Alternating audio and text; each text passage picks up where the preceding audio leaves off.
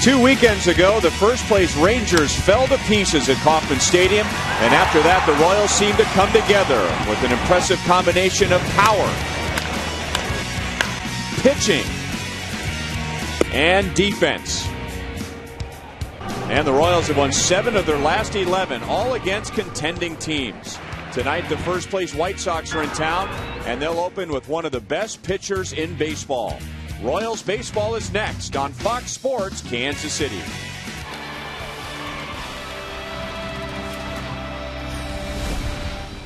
Royals baseball comes to you from Kauffman Stadium, where the Royals have taken 2 out of 3 from the Oakland A's and now begin a 3-game series against the first-place Chicago White Sox. Hi, everyone. Welcome back to the ballpark with Rex Hudler. I'm Ryan Lefevre, and the Royals are in the middle of a stretch of 5 straight series against teams that are either in first place or second place, and so far, Hud, they've got a winning record. And you know what? That's impressive, especially the way they're doing it, like the way they wanted to from the very beginning, starting pitching. You see the Rangers, hey, that's okay, but they won a series against the Sox, the first-place Sox, the Orioles, the Oakland A's. All those teams are in contention, but look at the ERAs. That'll tell you this whole story. Now, the timely hits, the home runs, those were great, especially in that Baltimore series. Also, they're using their running game, and the defense has tightened up. Those are the formulas and the combinations to victory, and we've been seeing it. Love it. And boy, did we see good starting pitching in the A's series. It will be Luis Mendoza pitching for the Royals tonight against 14-game winner Chris Sale. We'll talk more about that matchup when we come back.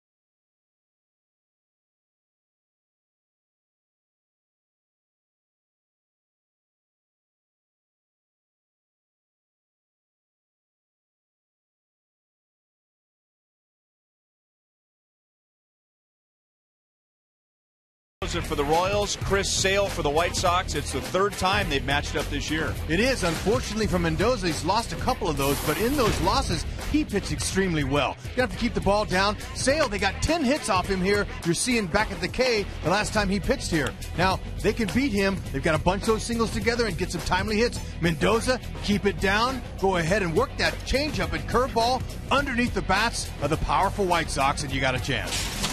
And 2 teams who have been hitting the ball well lately. The Royals had all those home runs on the last road trip. The White Sox are 3rd in the league in home runs.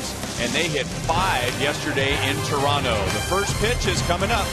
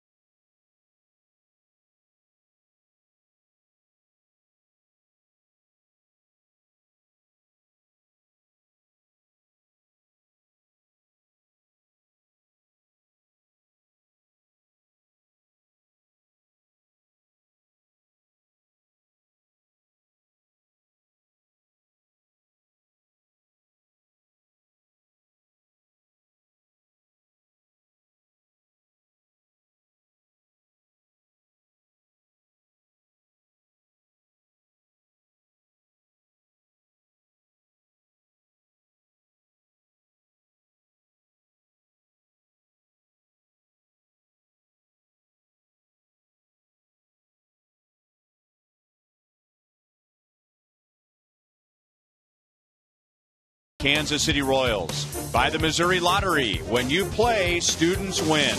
It's the Royals and the White Sox, and the first pitch is next.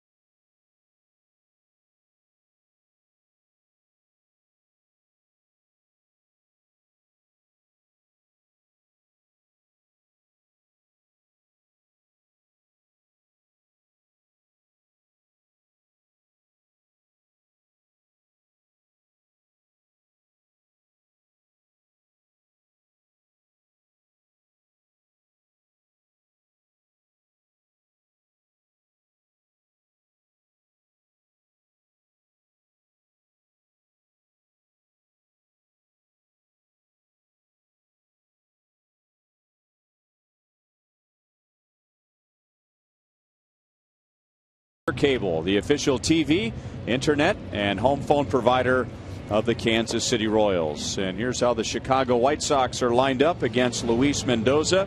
White Sox hit 5 home runs yesterday in Toronto. They took 3 out of 4 from the Blue Jays. The White Sox are 3rd in the American League in home runs, but they're still waiting on one big one. And with more on that, let's welcome in Joe Goldberg. Boy, and that would be interesting. Adam Dunn, 399 career home runs, Ryan, and we've seen some big home runs against the Royals over the years. Reggie Jackson hit number 500 against Buddy Black, but that was at Angels Stadium. A-Rod, of course, number 500 against Kyle Davies. That was at Yankee Stadium. Even some guys we're familiar with. Jorge De La Rosa gave up number 400 to A-Rod. That was with the Milwaukee Brewers. Gil Mesh, number 400 to Manny Ramirez. That was with the Mariners. But we have never seen a career home run number 400 here at Kauffman Stadium. The Royals will try to keep that from happening over the next 3 games. Ryan? All right, thank you, Joel. And if Luis Mendoza continues to pitch like he has lately, it's going to be tough on Adam Dunn and the White Sox. Mendoza has been working quickly. He has been throwing strikes. He has been keeping the ball down.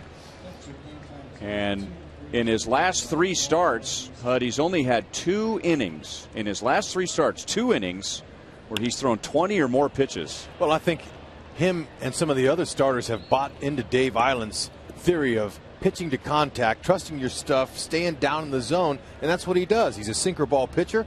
He's hoping that his curveball and changeups will slow the power bats down and throw strikes and use the D. And that's what we've been seeing. And the lack of all them pitches thrown in 1 inning keeps him in the game longer, and he can eat up some innings. It's the 4th time this year that the White Sox have faced Luis Mendoza, and he begins the game with a strikeout. Perez is down to Billy Butler, who's at first base tonight. A good start for Mendoza and the Royals. And now the rest of KC with the leather tonight, brought to you by Ford. Okay, now the Royals, they have not been really proud of their defense as far as the errors go. 78 errors is the lower third, but they've only erred in 1 time in the last 10 games. And look over there, who's there? Billy Butler. He gets a chance to get out there, and you can see what he's done in 11 games at first base. Happy to be on both sides of the ball tonight. Strike 2, Kevin Youkilis, and for Billy playing tonight, that means he's played in more games at first base this year than he did last year. And Youkilis started to swing, and the ball goes off of his left hand, and he's down to first with 1 out.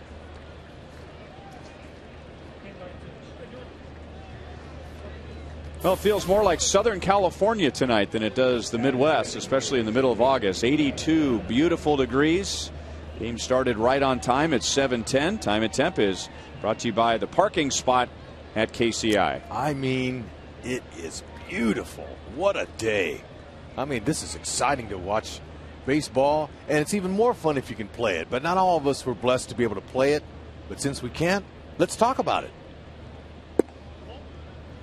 Ball 1-2, Adam Dunn. That's just the 9th batter that Mendoza's hit this year. And he barely got Youkilis, too. I think that maybe raised a few hairs on his arm, but he didn't get any skin on that, I don't think. 2-0 on Dunn. When Dunn hits home run number 400, the White Sox will become the first team in history to have 2 teammates hit their 400th home runs in the same season. Paul Konerko got his back in April.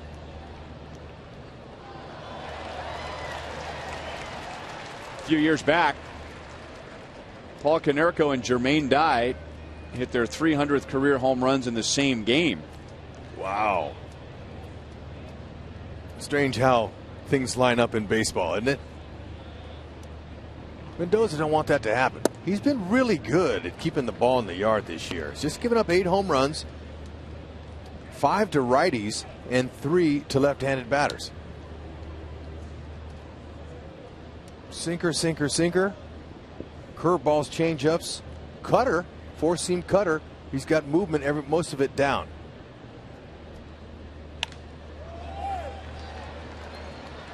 Salvador Perez has a play, and there are 2 outs in the first. So Dunn 0 for 1 in his quest tonight for his 400th home run. Mendoza last pitch on Saturday, that was at Baltimore, and he had to wait out a 3-hour 9-minute rain delay. And the Royals gave him a big lead early in the game. Mendoza recording 18 outs in his 6 innings. Only 3 were in the air. So he was keeping the ball around the knees and below the knees. And he did not have one single 20-pitch inning in that start. So a lot of strikes and a lot of quick outs. And now here's Paul Konerko. He's just back from the disabled list. You might remember when the Royals were in Chicago during the last trip, and what looked like a harmless collision at first base. Gerard Dyson was running up the line and appeared to just kind of graze Konerko with his elbow. Actually gave him a mild concussion, so he went on the 7-day concussion list. First game back, and he grounds out to Abreu, who goes over to Getz for the force. And the White Sox are scoreless against Mendoza in inning number 1. Boy, nice hands by Abreu.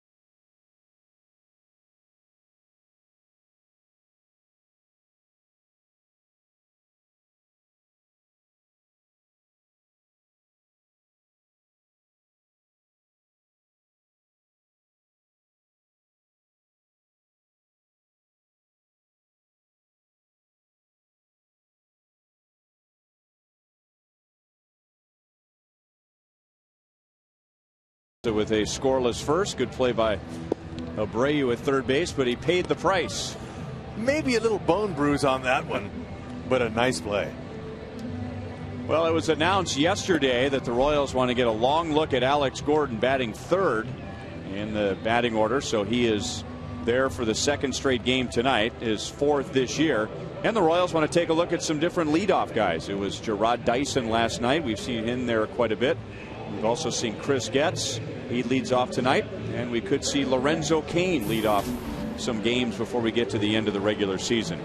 Royals facing 14-game winner and lefty Chris Sale tonight. Okay, the Royals know exactly what they're getting. This is their 4th time they faced this guy this year. Good fastball. He'll reach 95, but he's learning how to pitch at 91, 92. Gets a pretty good movement. He's got an excellent changeup. And as a low 3/4 sidearm, he's got a lot of long arms and legs flinging at you. And believe me, that's the distraction and part of the deception he uses to get batters out.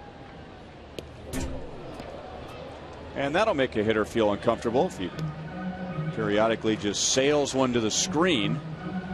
Although Chris Getz has done quite well against Chris Sale, and Ned Yost resting a couple of young left-hand bats tonight, Mike Moustakas and Eric Hosmer, but leaving Chris Getz in there because he's 6 out of 11. Why not? Full count. Geez, they're doing a nice job leading off. Milking as many pitches as you can.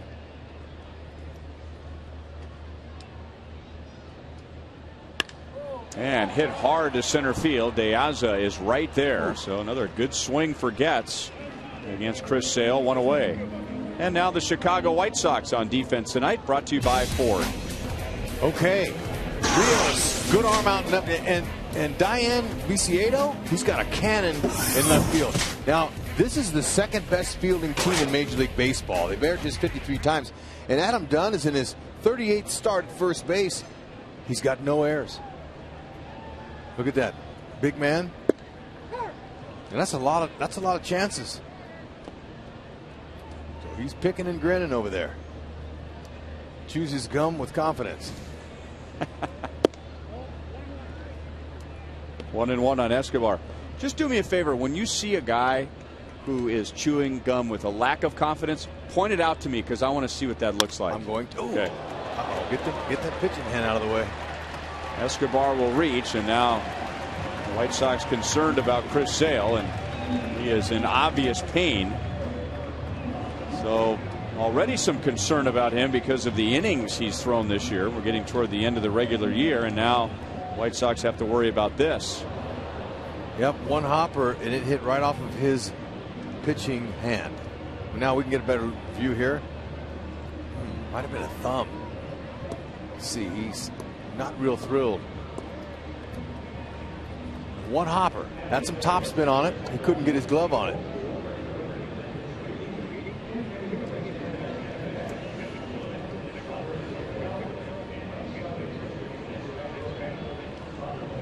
Yeah, maybe the pad just below the thumb. That's where I saw it, but we'll wait.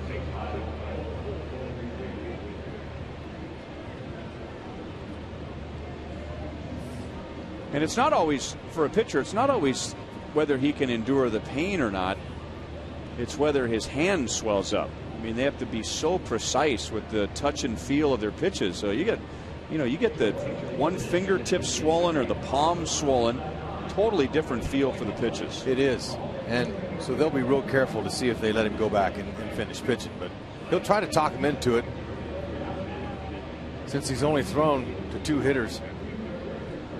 You hate to get all warmed up and everything and then come out and not be able to go. Let's see if he can. Look at Herm. Trainer, longtime trainer for the White Sox.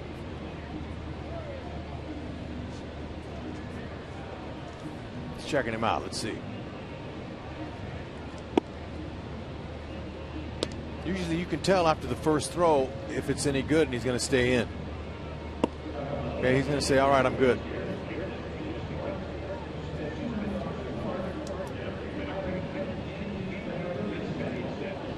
As a natural as throwing a baseball, overhand is. After a while, when somebody's been throwing for a long time, they develop that arm slot and the muscles in the arm just kind of adjust to the way they throw.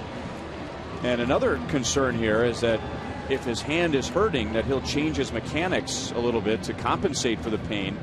And now a bruised hand can turn into an injured elbow or an injured shoulder. Yeah, and in the other case, whenever he tries to alter, usually that's a leg injury. When he's landing or he's pushing off, he'll try to alter that, and then sometimes that affects the arm.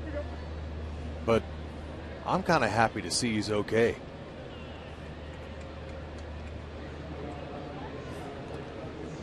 So Escobar's at first. 1 out in the inning, and that was a line drive to center field from Getz. And now Alex Gordon bats third for the second straight game. 2 out of 12 in the Oakland series with a run scored and an RBI. Don't like to see athletes get hurt. Anyone for that matter. Want to stay in there and tough it out.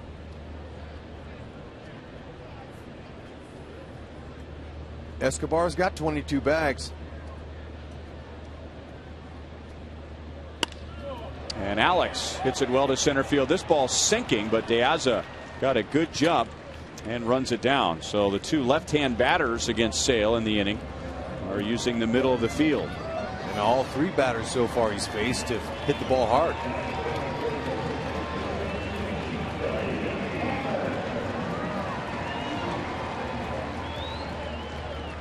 Billy Butler at 301. 75 RBIs, 2 of those in the just completed Oakland series, and that allows Billy to crack the top 10 in that department. And Billy Butler has done well in the past against Chris Sale. In fact, the first 4 hitters have better than respectable numbers against Sale. They have good numbers. We showed you Getz at 545. Alcides Escobar right around 300. Alex Gordon was at 353, and now Billy Butler at 357. Okay, it's 6'6", 180 pounds dripping wet. Sale doesn't exactly use a downhill plane with that type of body. He throws three-quarter sidearm and uses the deception of his arms and legs flailing to help get hitters out, along with his good curveball and changeup. And fastball, he locates. And in Chicago, he showed some passion as he walked off after striking out Lorenzo Cain to a roaring approval of their White Sox fans. Told me they're in a pennant race. And he showed some passion. He screamed in his glove, and they told me the next day, wow, he doesn't normally do that. We saw something that we haven't seen from our lefty. He showed some emotion. 2-1 on Billy Butler. 23 years old and drafted by the White Sox just 2 years ago. He was their first-round pick in 2010 out of Florida Gulf Coast University, and that same year he appeared in the big leagues. Made just 11 minor league appearances after being drafted, and became the first member of that 2010 draft class to get to the big leagues, and then was used as a closer for a big chunk of last year. He has 12 career saves. I'm going to leave Escobar there. 3-1, 2 out. Let him throw to Billy. And Billy rolls it to Beckham. He'll flip to Ramirez, and that's the inning. At the end of one at Kauffman Stadium, the Royals and the White Sox are scoreless.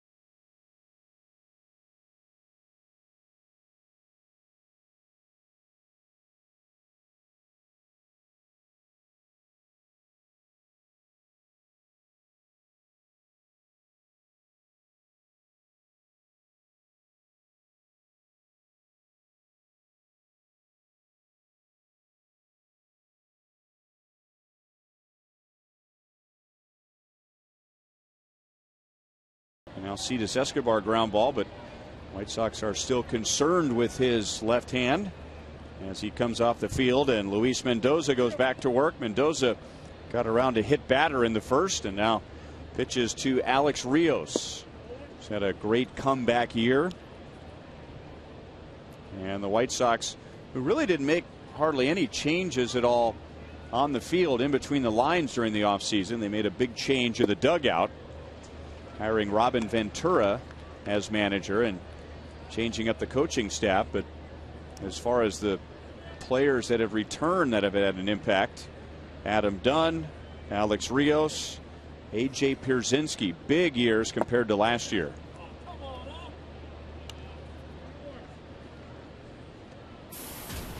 You know, it just started in May. He started clicking. He said he got out of his little crouch he was in at the plate, and he stood up taller, gave him more leverage in his swing, got his legs underneath him, and he went to hitting, and he has not lost confidence. Somebody better take charge there. And it's going to be Perez and foul ground. Everybody expected Billy Butler was going to run up and get that ball. Salvi looked over, and he's saying, where's Hosmer? Oh, it's not Eric. It's Billy. See, watch Perez. He's saying, I need some help there. Watch him looking. He's looking at Billy, and then he says, okay, I'll take it. Billy's lagging behind a little. He's maybe not used to coming in on balls like that, but the corners are in charge of any pop-ups they can get to. because they have a better angle. They can catch it a lot easier than the catcher can.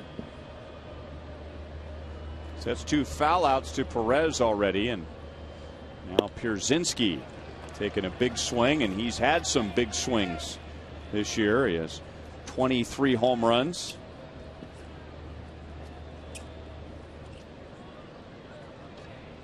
It's already a new career high for him by 5, and we still have a month and a half to go in the season. Alex Gordon makes a play in left field, 2 down in the second.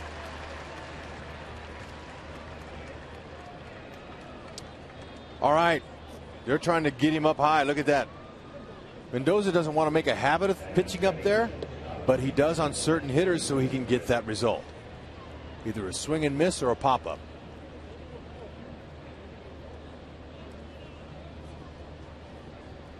Mendoza looking good again, getting some early count outs.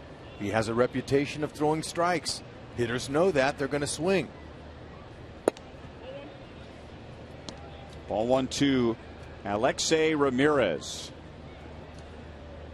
who has 32 at-bats against the Royals this year and 4 hits. 1 ball, 1 strike.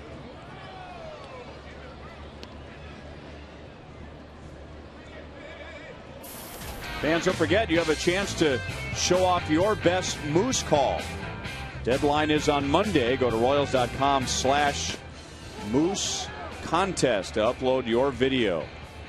Create a video of yourself conveying your most innovative and creative call in honor of Mike Moustakas. And you could be the winner of our Let Loose Your Inner Moose contest. Do you know, have you ever heard a moose call before? How do they actually? It's kind of high pitched, I believe. I need to go on my National Geographic. He gets a strikeout there. I need to have to check that out. So Mendoza faces only 3 as he strikes out his second of the game. Royals and White Sox, no score.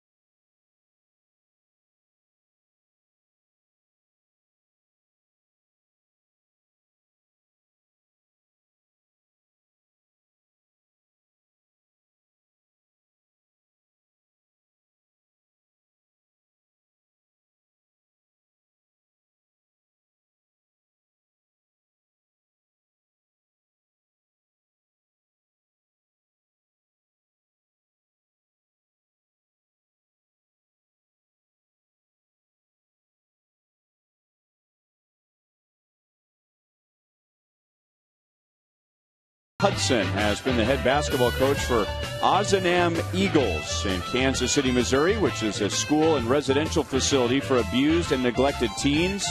He also serves as the school's physical education instructor and the director of cultural enrichment. Sitting in the Buck O'Neil legacy seat at tonight's game, enjoying the Royals and the Chicago White Sox. As we head to the bottom of the second inning and no score. Chris Sale pitched a scoreless bottom of the first, but he took a ground ball off of his left hand off the bat of Alcides Escobar. And now inside, 1-1 on Salvador Perez. I got to hang out with some of Buck O'Neil's friends today.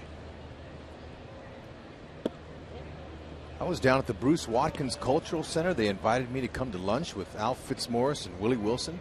Bob Kinder called me and asked me to come and hang out with him and talk a little bit in a luncheon. Learned a lot, got to meet some people. Don Motley, who's the Community Baseball Academy of Kansas City, who's the chairman, he was there. Those guys were all telling Buck O'Neil stories. It was really cool. Enjoyed being a part of that. That's a great luncheon they put on. Right. Right to Ramirez, who goes down in a defensive position. So there's been some hard hit outs for the Royals against Chris Sale in the first 2 innings. Okay, there's that sidearm fastball. It's a four-seamer. It's pretty straight. Doesn't have any sink to it. Salvi was right on it. Good, short, quick swing.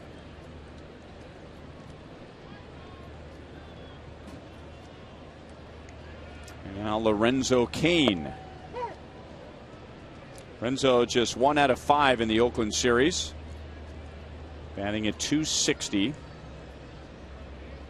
Royals got a look at Gerard Dyson leading off last night, and Dyson played in center field.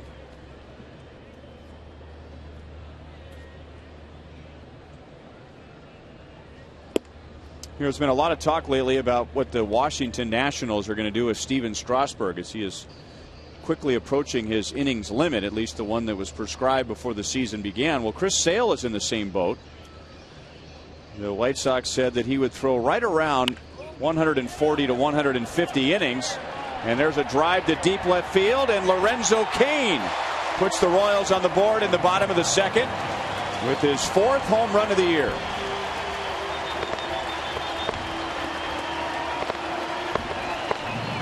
The 11th home run given up by Chris Sale to a righty. Okay, same sidearm four-seam fastball. Looked like to me, it looked like he might have put a little bit of a wrinkle on it. Didn't fool Lorenzo, though. Hits one to a White Sox fan up there. Good to see him getting back in the home run column.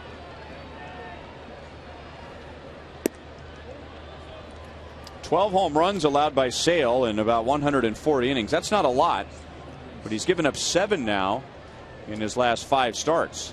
He didn't give up many hits. So even though you can't just sit back and dial up a long ball when you want it, that's the way to beat him, because he has one of the lowest opponent's batting averages in the league. So if you're going to get him, chances are you're going to get him with one good swing. Just hope that you got a couple of runners on base. Now he's having a tough time throwing strikes to Jeff Francoeur, and he walks Francoeur on 4 straight. But anyway, talking about Sale, Hud, the White Sox, and maybe they've changed it since spring training, but thought that he would pitch around 140 to 150 innings. And now he's at 140 as he pitches tonight. And the last time the Royals faced him, remember, he had 9 days off in between starts, trying to delay him reaching his innings limit.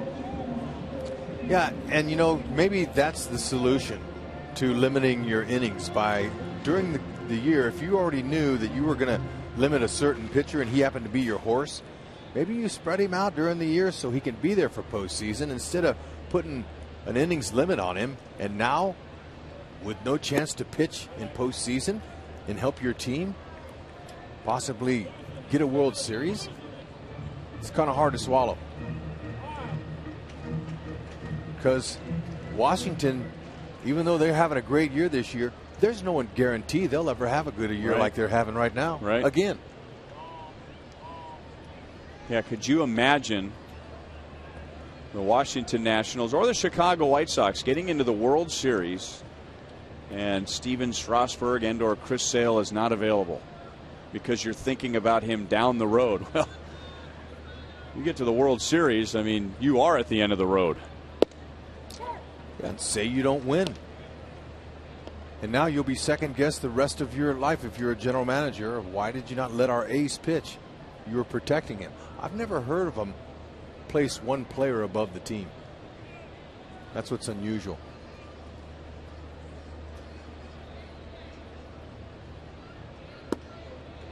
Brian Pena missing a changeup down and away. 1 ball, 2 strikes. First 2 years he was pitching out of the bullpen for the White Sox. And now this year 139 2/3. That was coming into the game. So now he's at 141 innings pitched. Ryan hits it off the end of the bat. Tough play Beckham, but a bare hand play, and throws out Pena. And moving up to second base is Jeff Francoeur.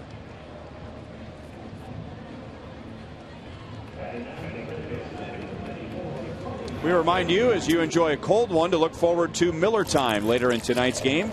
Brought to you by Miller Lite. Lorenzo Cain has already provided a Miller Time tonight with a home run in this inning, putting the Royals in front 1-0. Tony Abreu is at third base tonight as Mike Moustakas hits the night off against Chris Sale. Tony Abreu made his Royals debut against the White Sox on the last road trip, called up when Yuniesky Betancourt was designated for assignment.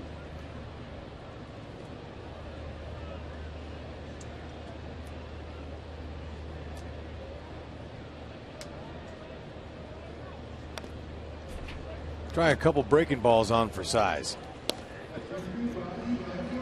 Abreu, he's got some pop. I watched him in BP today. We've seen him hit some doubles in games, but he's a gap to gap type of guy with a little bit of power. Told me today he'd like to hit a couple of líneas. That's line drives in Spanish. Instead, after a pitch in the dirt, another changeup, so he strikes out. Sale has his first. Lorenzo Cain with one out in the inning. It's his fourth home run of the year, and the Royals have a 1-0 lead.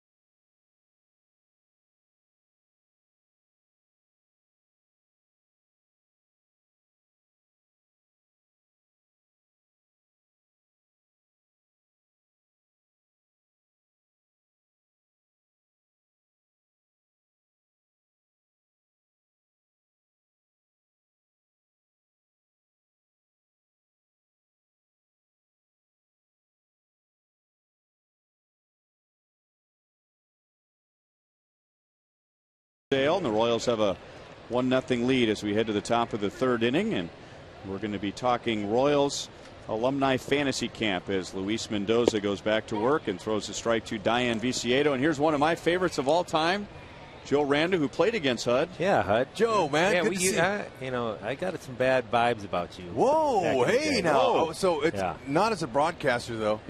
No.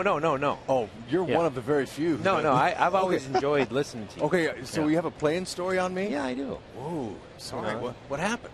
Well, you playing second base for the Angels. I was a rookie. Okay.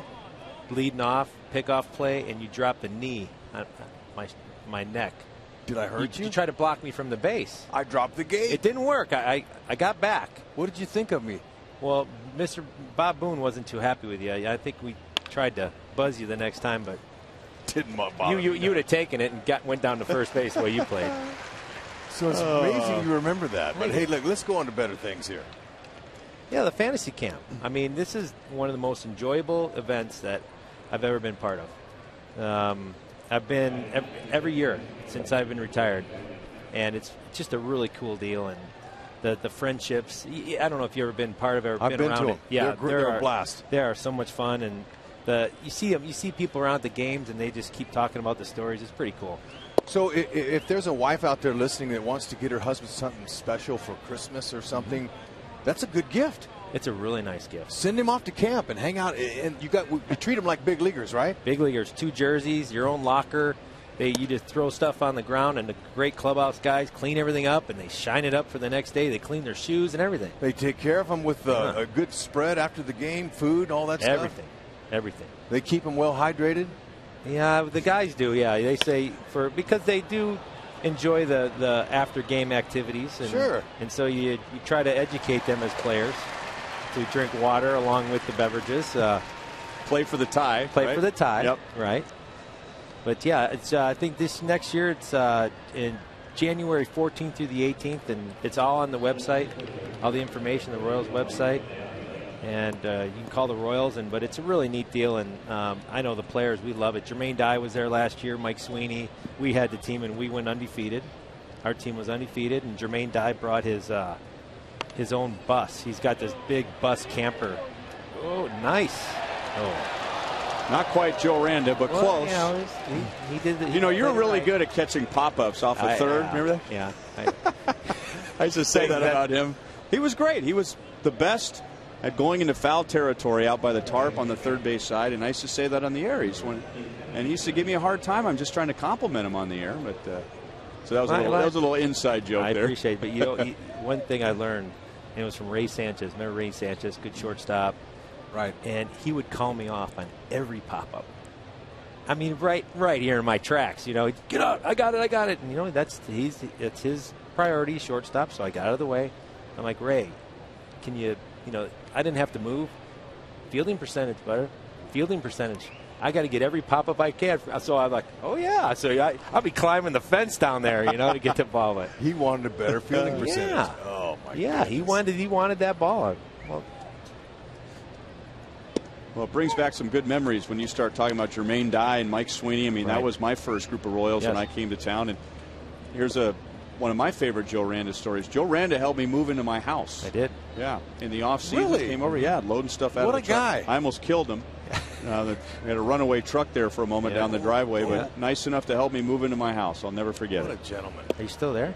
Still there. Nice. Yeah, coming up on 12 years. Perfect. Yeah. So what are you doing these days? You still coaching the boys? I kind of remove myself. As you'd say, I'm like Dayton. I'm the general manager, I guess. Okay. I kind of help. I do all the practices, the training part, but during the games I try to remove myself, let my kids do their thing. And actually, on my older son's team, Jamie Quirk's son is the coach of my older son's team, Jacob's team. And I don't know. Do I want to know how old he is now? He'll be 14. Oh. Yeah. Man. And we got a local flavor that sponsors our team. We're called Brett Brothers Baseball. So George nice. George is it's pretty cool. It's pretty neat. It's fun to watch them. They enjoy the game.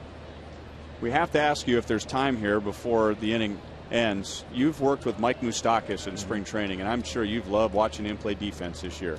I have. It's been awesome. And in fact, I've sent him a couple texts through the course of the summer to encourage him and keep him working. And every year I've gone and visited him at every level. It was in Illinois. Or is it Burlington? Burlington, Iowa. Yep. Iowa, where he first started. Mm-hmm. And then I saw him down in Arkansas, and then up in Omaha. And, it's just been neat to get in his head. And not so much the fielding part, but the mental part, the preparation, in spring training to have a game plan and work, have a game plan. I think that's one thing a lot of these young guys do is they need game plans, how to go about it. Well, we'll talk more about Royals Alumni Fantasy Camp. And, Joe, thanks a lot for stopping by. All right, Ryan, it's always a pleasure. Former Royals great Joe Randa. Way to go, partner. Good to see you again. You too. What a hose.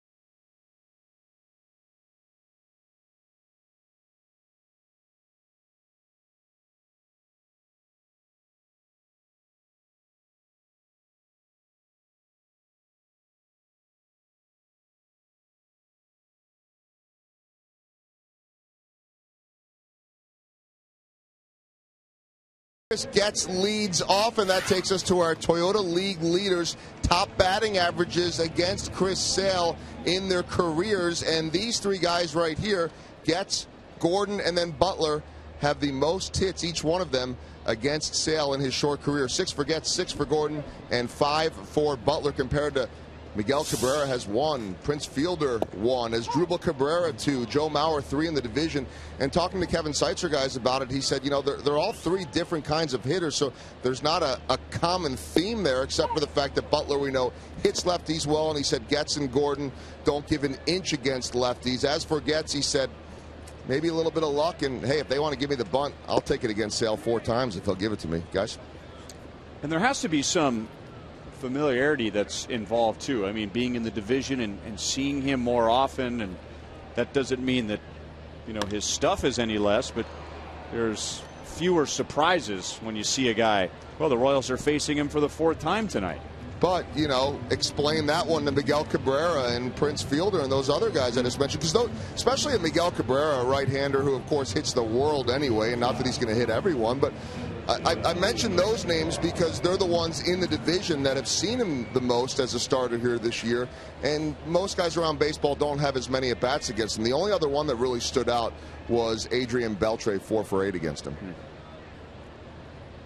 You know, you face more righties than you do lefties, but being in the same division, and the fact that the Royals, if they want to win this division, they're going to have to go through the White Sox and the Tigers. I'm going to go ahead and let Moose and Hosmer face Sale, just for the experience in the future, just so they can start seeing him a little bit. I'm not going to rest him, because they're going to need those 2 left-handed bats in there against Sale next year for sure. But I'm not the manager, and I never will be.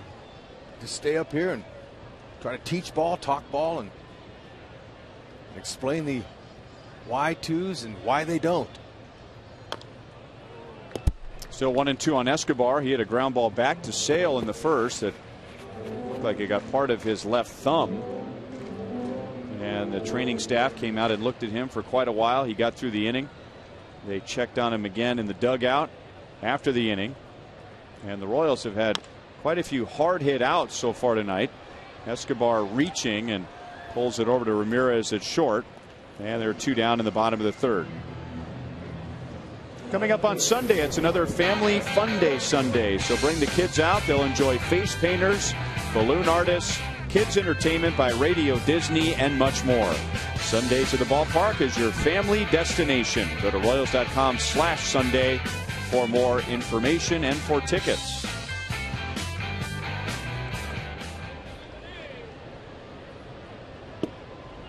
Big sweeping breaking ball for a strike 2. Alex Gordon, he lined to center in the first inning.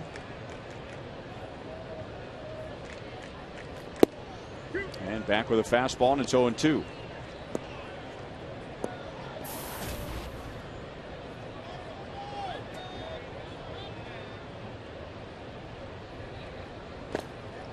And in the dirt. So Sale, breaking ball for a strike, fastball for a strike, and that got Alex to chase one in the dirt. He strikes out his second. And at the end of 3, thanks to Lorenzo Cain's home run, the Royals lead 1-0.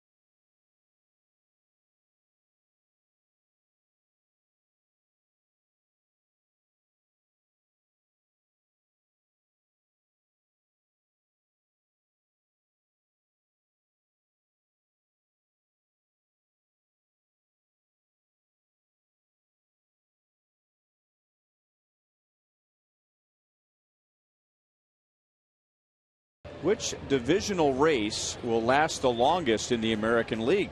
A thought-provoking question is a curveball's in for a strike to Kevin Youkilis. 6 games separating the Yankees from the Orioles and the Rays. 2.5 the White Sox in front of the Tigers. Or in the West, the Rangers have a 6-game lead over the A's, a 7-game lead over the Angels. Text 432-432, keyword Royals, a space, and then A, B, or C. 0-2 on Kevin Youkilis. He was standing at the plate in the 3rd inning when Alejandro De Aza was caught stealing. Salvador Perez throwing from his knees to gun him down and end the inning. Ooh, it was special. But I'm going to tell you there, I'm going to say the Central. All of them really could come down to the wire, though. I'm going to say Central. I'm with you.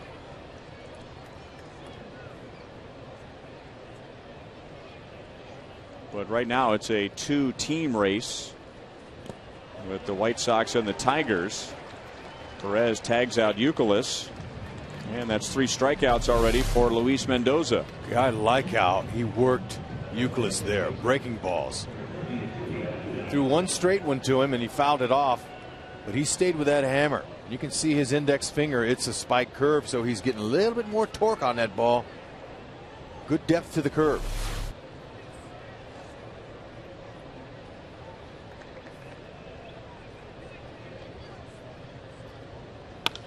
Adam Dunn grounds to shallow right field, so the Royals were lined up perfectly, and Chris Getz throws him out.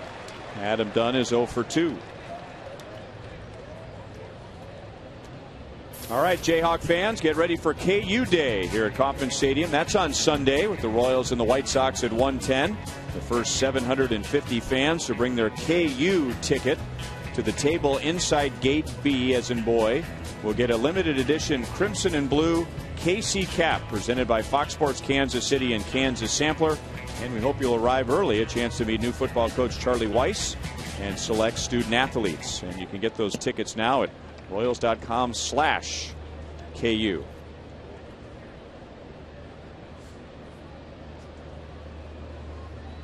Two down to Paul Konerko, back from the disabled list today, and grounded sharply to third baseman Tony Abreu in the 1st inning.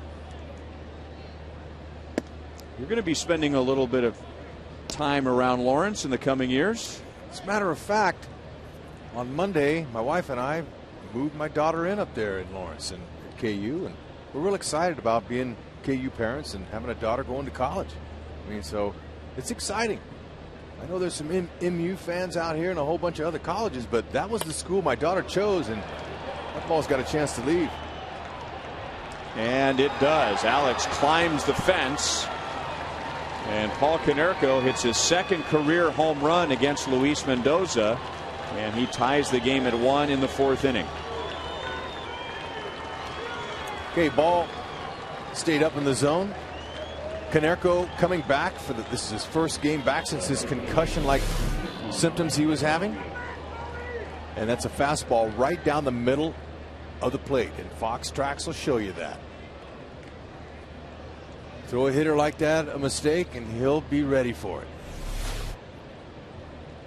Konerko had 2 full days of working out just to see if there was any type of symptoms left from the concussion in the heat and the humidity, and everything was fine, and he told Ventura, I'm okay to go. So that's why he's in there, and that's how he just tied the score. He's healthy. Didn't know Gerard Dyson packed a punch like that. Yeah, it seemed harmless when it happened, but the elbow hitting the cheekbone. Kane sprints into left center. That retires Alex Rios and puts an end to the top of the 4th inning. And now both teams have hit solo home runs, and we're tied at 1.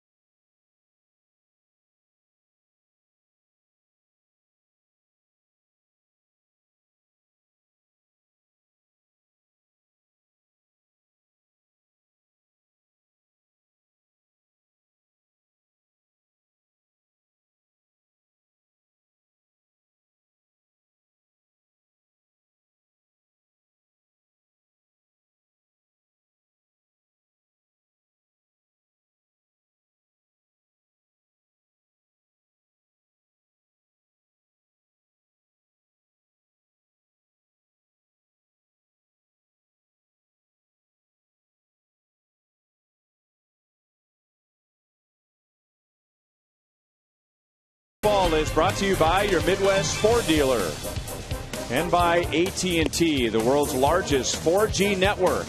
AT&T, rethink possible. That would be Ashley Montgomery, the daughter of Royals Hall of Famer Jeff Montgomery. She was involved in the Hot Dog Derby in between innings, representing Relish. And she finished in second place, although I've never felt right about the contestants kicking those big, bulky shoes off.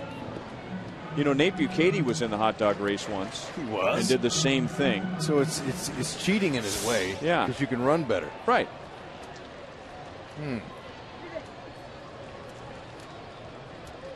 So there you go. I mean, Ashley plays by the rules and finishes second, but first in our hearts. That's right.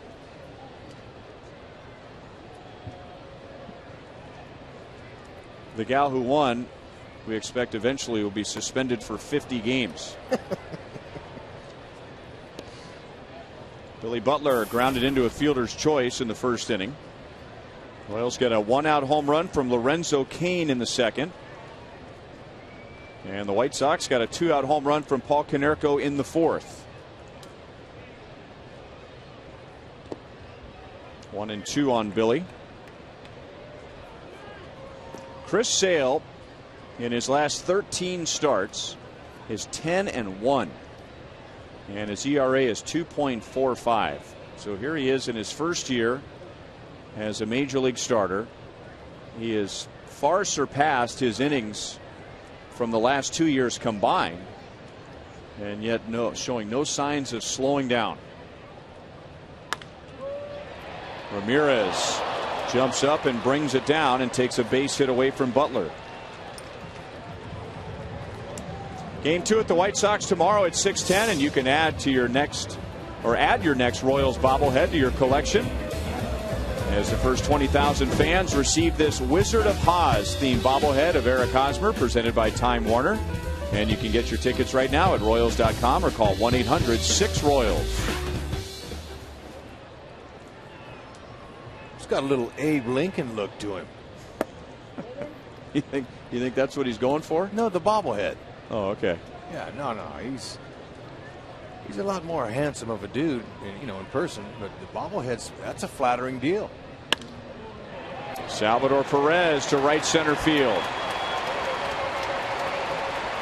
So after lining to short his first time up, he drives it to right center for his 8th double.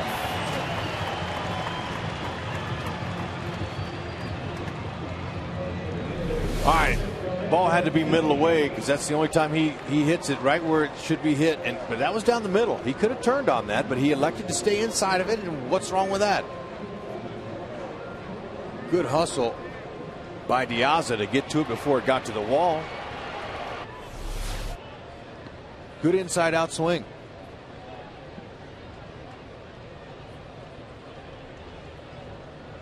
And now Lorenzo Cain, who homered to left his first time up, pulls it on the ground to Youkilis. Perez holds it second, 2 outs. Take a look at the radar gun readings for tonight. Chris Sale up to 95, Luis Mendoza 94. On Time Warner Cable Ultimate Internet speed pitch comparison. You can get downloads up to 50 megabits per second with Time Warner Cable Ultimate Internet.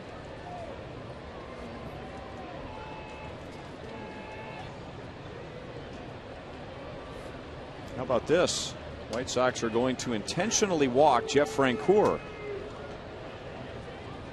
So setting up the Sale-Brian Pena matchup.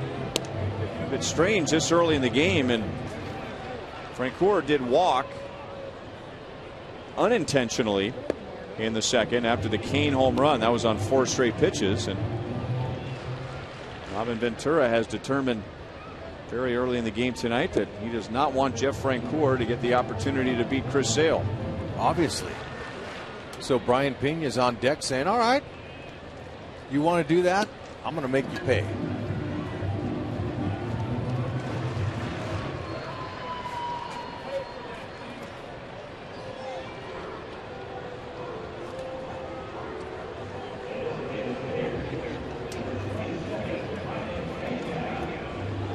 So 2 on, 2 out. Brian Pena hit one off the end of the bat to the second baseman Beckham in the second inning. Beckham made a good play coming in, picking it up with his bare hand and throwing out Brian. That's an interesting move that they just did. Brian goes after the first pitch and fouls out to Dunn, and that's the inning. So the move pays off. The Royals strand 2, and we're tied at 1 at the end of 4.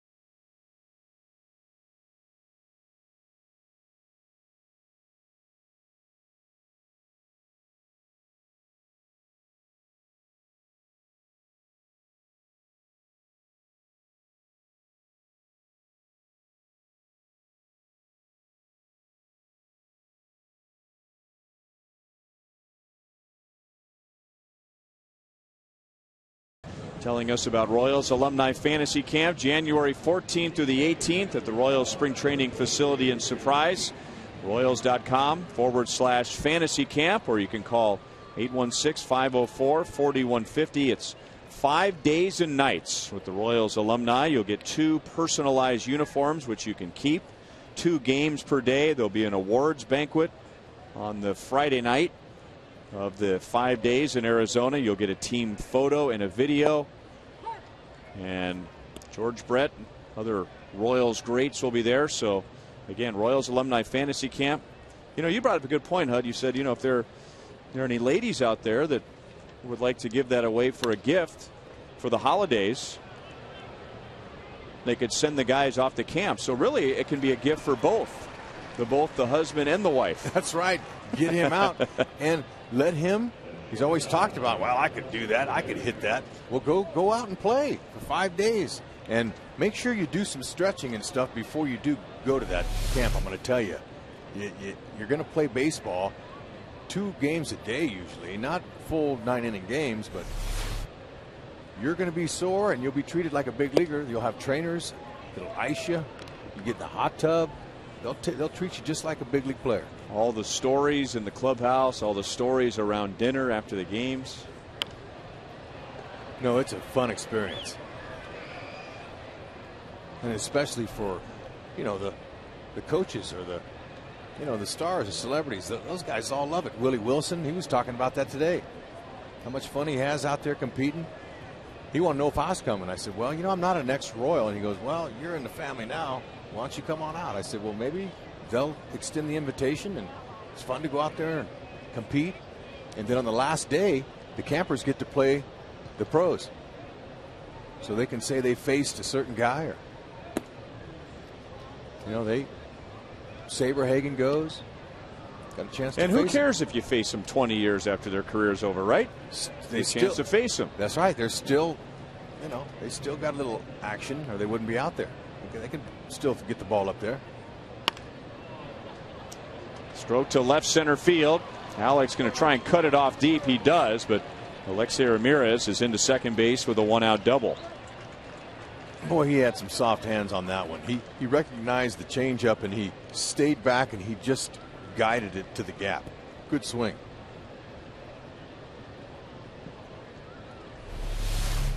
You got good hands. You got a chance to be a good hitter. There's an off-speed pitch. He stayed with it. Didn't try to do too much. Puts it in play.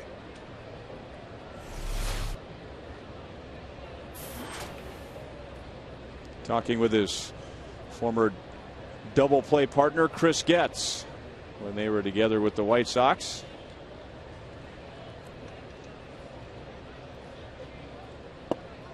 And a breaking ball for a strike to Diane Viciedo. He grounded out to Escobar at short in the third inning.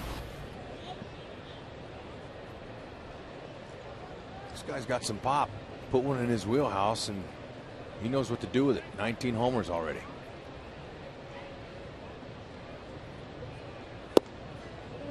One and one.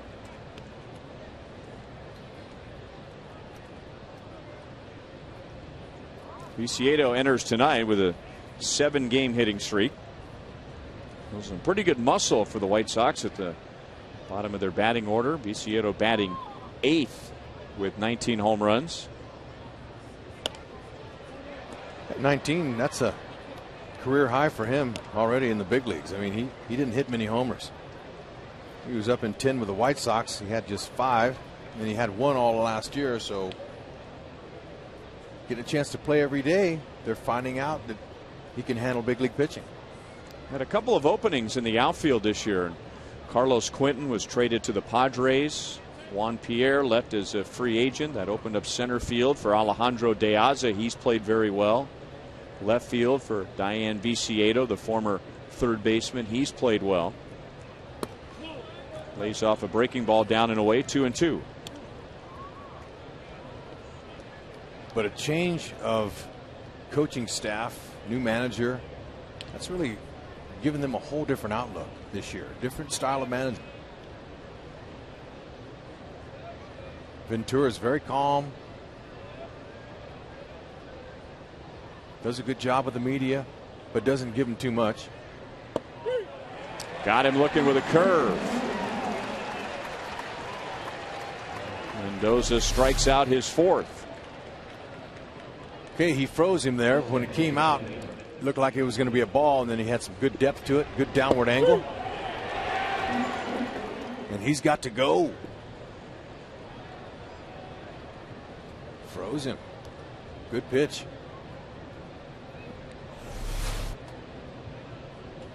White Sox a .292 hitting team with runners in scoring position. That's a really nice mark.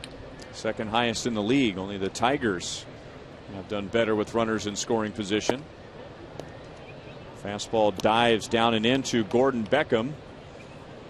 White Sox trying to re-energize Gordon Beckham. He missed the last 2 games in Toronto on Wednesday and Thursday. Ray Olmedo and Orlando Hudson took over at second base, so hoping he'll be rested and refreshed for the beginning of this series. He flied out his first time. And now he hits a soft liner into right field. Here comes Ramirez around third. Francoeur's throw is in front of home plate. And the out is recorded at second base to get Beckham, but he drives in Alexei Ramirez. And the White Sox take a 2-1 lead. The run crossed the plate before they tagged him out.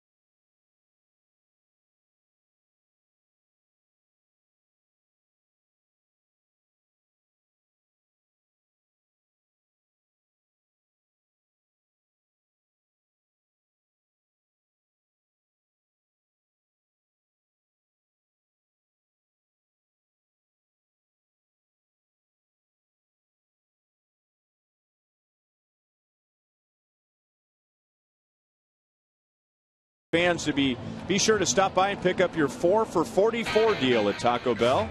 This includes 4 Royals game tickets, 4 hats, 4 Taco Bell combo meals, all for just $44. And this deal is good for any Royals home game. You can get your tickets at participating Taco Bell locations or by going by royals.com/Taco Bell. So the Royals down by 1 as they bat in the bottom of the 5th inning. Tony Abreu starting at third base tonight.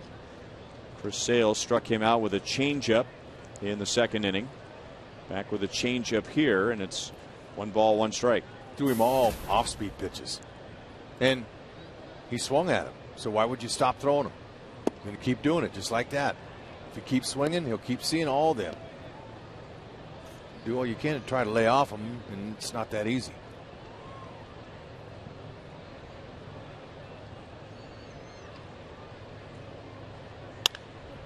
And that pitch got a lot of the plate. They tried to go off speed again, and Abreu has a leadoff single. Leadoff man on, and before Chris Getz comes to the plate, let's find Joel. Ryan, there are a couple of great days in history for the Royals on this date, August 17th. One was George when he went 4 for 4, put his average over .401. But the other involving George Brett was a straight steal of home, a walk-off steal against the Indians. It's an inning that started off after an out with George getting a hit, a steal of second base, and an error on the throw. He advanced to third, and then there was another out, and then Dave LaRoche at the plate, or pitching, Dave Nelson at the plate, and George heads home and steals for the win, a walk-off stolen base, maybe one that people don't remember as much on this date in history. Want to know something else that happened on this date in history, Ryan? What happened? 1 year ago today, August 17th, Jeff Francoeur had 2 walks in the game. Ooh, and 2 more tonight. I know there's an Kinda intentional spooky, in there, isn't but it? that's the first time since last August 17th. Mark it down. August 17th is walk day for Jeff Francoeur. Is there a full moon somewhere? I would doubt that someone would do a walk-off steal of home, though. That's amazing. That is the ultimate way to end a game. Excitement, home crowd. Here he comes from third. The place is going crazy, and he's safe. That's beautiful. Now, George went 3 for 5 that game. Batting average went up to .344. He did win a title that year.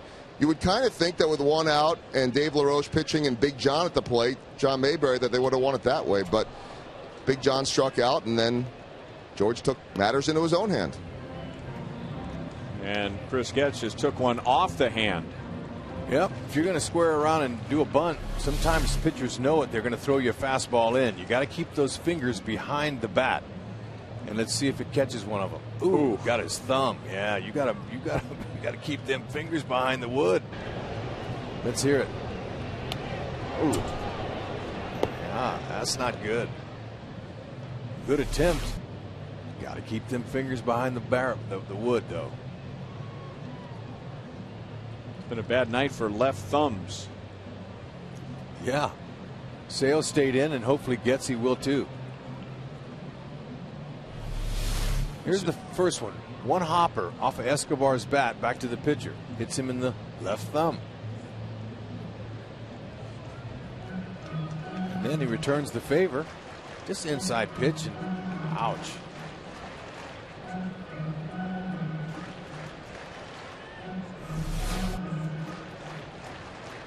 If that didn't break a thumbnail, it'll be black and blue underneath the nail, and people have done that before. And it's a matter of time before the nail comes off. We drill a little hole. There's all kinds of the little top of the nail to remedies, let it drain. Yeah, to get the pressure off. But I'm glad he's still in there. 1 ball and 2 strikes. Chris Getz is leading off tonight, and he led off the first with a line drive to center field for an out, and led off the third with a fly ball to left field. Leading off for the 5th time this year for the Royals.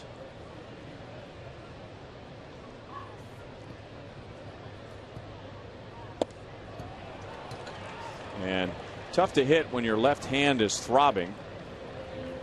Getz strikes out. That's the 3rd for Chris Sale. Time for tonight's AT Trivia question. Who are the only 2 players to hit career home run number 500 against the Royals? Reggie Jackson.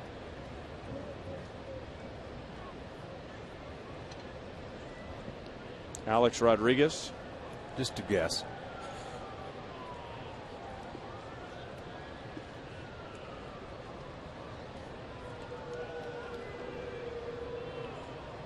It was Alcides Escobar who hit the ground ball off of Sale's thumb in the first. Escobar is hitting over 460 against the White Sox this year. He's 1 for 2 tonight, and he's hit in 6 straight games. Ramirez, they'll have to hurry. Beckham to Dunn in time for a double play, and all Chris Sale needs to get through the 5th inning is 9 pitches. Chicago leads 2-1.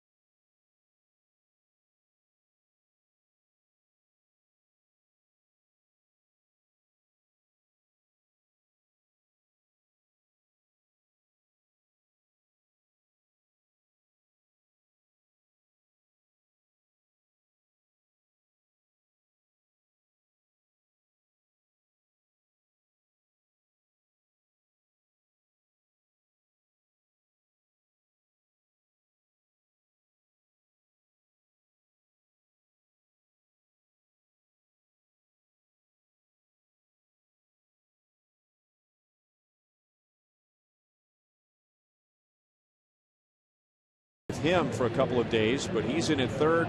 Tony Abreu moves over to second base, so Chris Getz, who was hit on the thumb trying to bunt last inning, was serious enough to take him out of the game. Yeah, it's a bummer. You know, Chris Getz, they're better when he plays.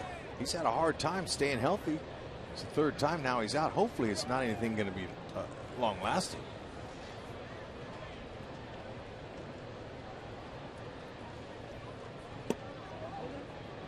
Here's what we were talking about. Getz trying to bunt with Abreu at first and nobody out in the bottom of the 5th inning, and the pitch getting him on his left thumb, and then took a swing like a guy with a throbbing thumb in that same at bat to strike out against Sale, and that was all Ned Yost needed to see. Yep. So they'll probably go take a picture of that thumb. Not much you can do with it. If it is worse than a bruise, you just gotta stay out of action until it heals. If it's broken, that's the worst case. I hope it's not. So Abreu is tested right away as he moves over to second base and throws out De Aza, who is 1 for 3. You can follow the Royals with the MLB.com @Bat 12 app for your iPhone, iPad, Android, BlackBerry, and Windows Mobile. You'll get live audio, pitch tracking, video highlights, and more. Just text @Bat to 31826 or visit Royals.com for details. Youkilis hits it on the ground to Moustakas. Over to Billy Butler in time. Youkilis is 0 for 2, and he's been hit by a pitch. All right, the answer to our AT&T trivia question. The only 2 players to hit career home run number 500 against the Royals. We saw Alex Rodriguez do it in New York. That was against Kyle Davies and Reggie Jackson. So I actually got one right. You did. You actually did. Call the cops. Shock the house. Adam Dunn is fouled to the catcher and grounded out to second base.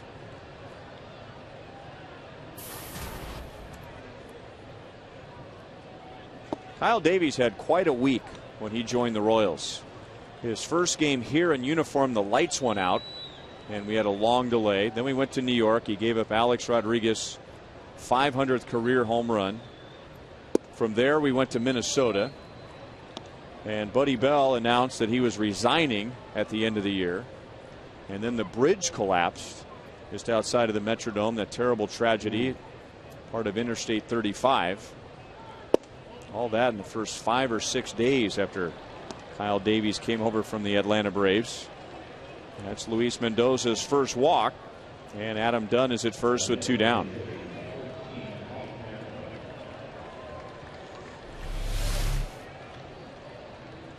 Ooh, man, that's a nice pitch there. Mendoza wanted it. And that's one of the 3 things that Dunn does. He hits homers, he walks, and he strikes out. Mixes in a few base hits once in a while in there.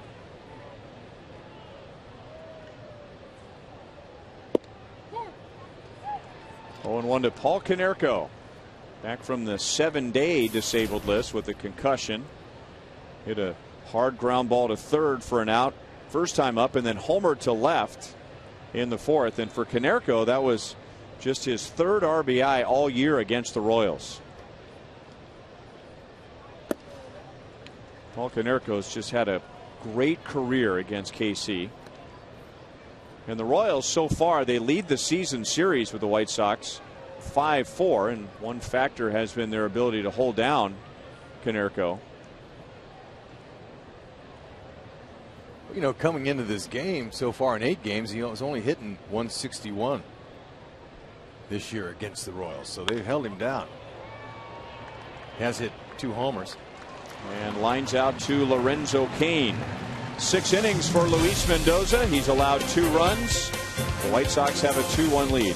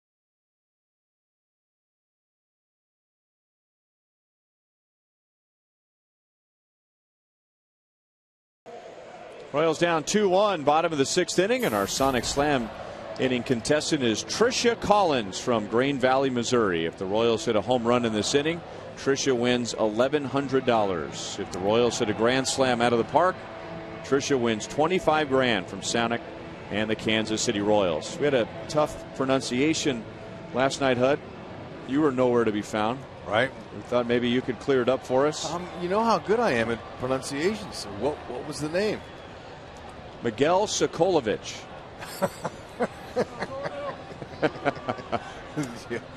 You're dirty. There we go.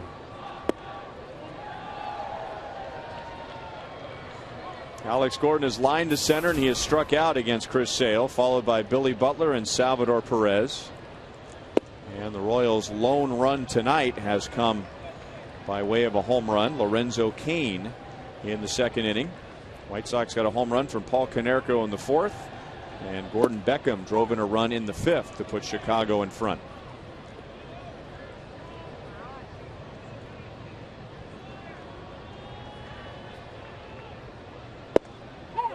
Two and two. What are your thoughts about Alex moving down to number 3? You know, I think it's a spot for him, definitely, because they need a run producer, and he can drive in runs. I wondered about the timing of it, though, because they're winning. They've been winning games, and usually, typically when a team's winning, the manager won't shift too much in the order. They'll just keep it out, and then when you hit into another little spell, that's when they make the change. So I was surprised with the timing of it, but I like it. I think Gordon is a legitimate number 3, although you want your best hitter in that third spot. And I think that's been Billy Butler, most consistent all year. But I see Ned's thinking. He's got a guy that can hit doubles and drive runs in. 0 for 3 tonight with a couple of strikeouts, and for Chris Sale, that's 4 strikeouts and 1 away.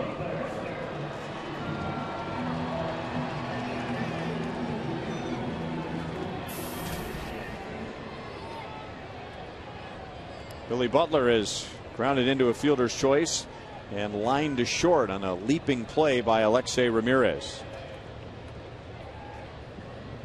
You know, Billy, he needed a good solid bat in front of him, somebody who's been very consistent.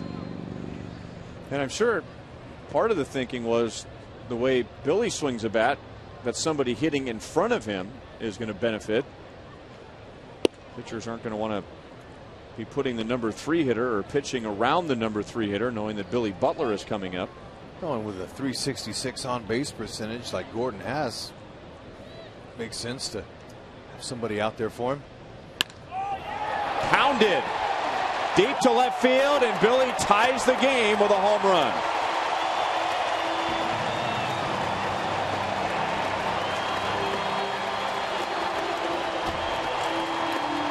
And congratulations to Tricia Collins, who has just won $1,100 on Billy Butler's 25th home run of the year. All right, Tricia, way to go. Trying to come inside, and he didn't quite get it in there. And Billy Butler says, I got something for you. I'll go deep. Short, powerful swing. The ball was already elevated. All he had to do was get the barrel there, and he did that. Perez hits it off the end of the bat to Beckham. That's the second out. Sal is 1 for 3. So Billy now 4 home runs past his previous career high. Well, they didn't hit a home run in the 3 games with Oakland at all. Now all of a sudden, White Sox come to town and they've got 2 already. Our annual Royals fans batting practice is back. You'll be on the field here at Kauffman Stadium to hit, throw, and field with former Royals players. It's September 8th, 8 a.m. until noon. Ball 1 to Lorenzo Cain.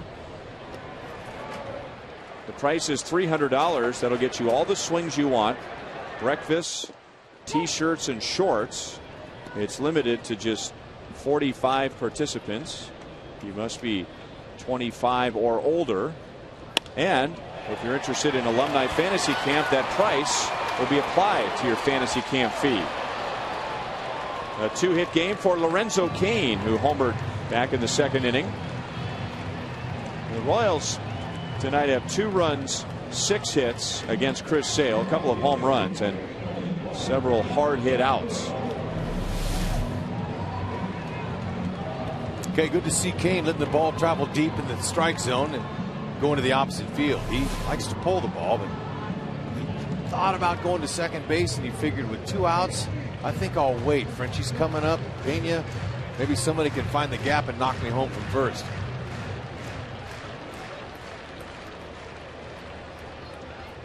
Kane is 4 for 4 stealing bags this year. The reason that Adam Dunn is halfway at first base, he's not even on the base holding the runner on, is it gives the fielder a little bit more room. And also it's a little distraction to the base runner when you got a guy as big as Dunn standing in front of you.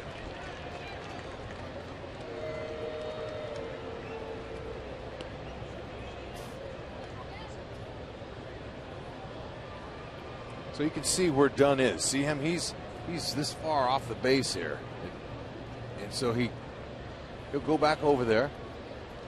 Gives him a little more room. Kane's running, and Lorenzo Cain sliding in head first and picking up his 5th stolen base of the year. Okay, quick jump. Couldn't get it on the hit, so he says, I'll take a steal there, and he did. Good head first slide, gets into the far corner of the base. Now he's in scoring position, and they'll intentionally pass Frenchie again.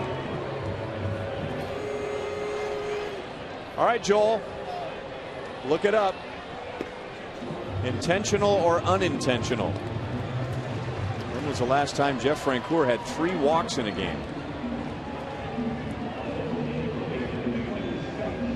And Chris Sale tonight, he has only walked 3, and all 3 to Jeff Francoeur. And that's what Frenchie's saying to Rusty Kuntz. He's saying 3 walks in 1 game. Can you believe that?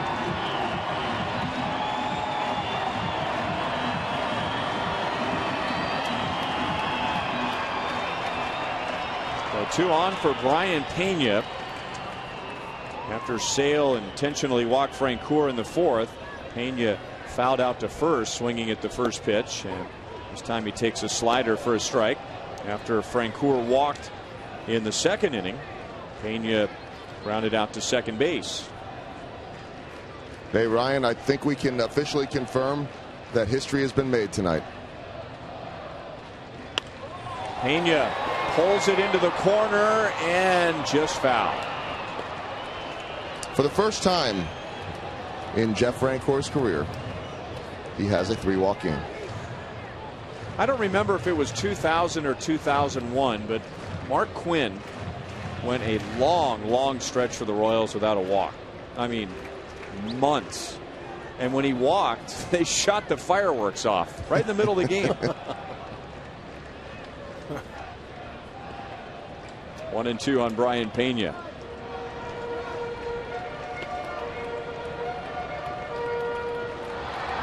Chris Sale and the White Sox have decided tonight that Jeff Francoeur is not going to beat them.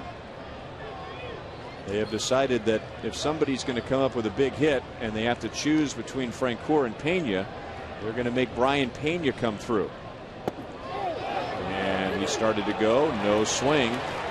C.B. Bucknor is the umpire at first base. 2 balls, 2 strikes. Ryan, for comparison's sake, as Jeff Francoeur talks with Adam Dunn, and they're good buddies, 2 of the more talkative and likable guys in the game, and Frenchie's saying, wait, is this how it works?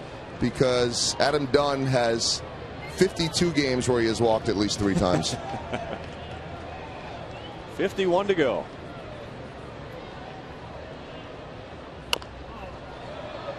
Grounded foul, still 2-2 on Brian Pena.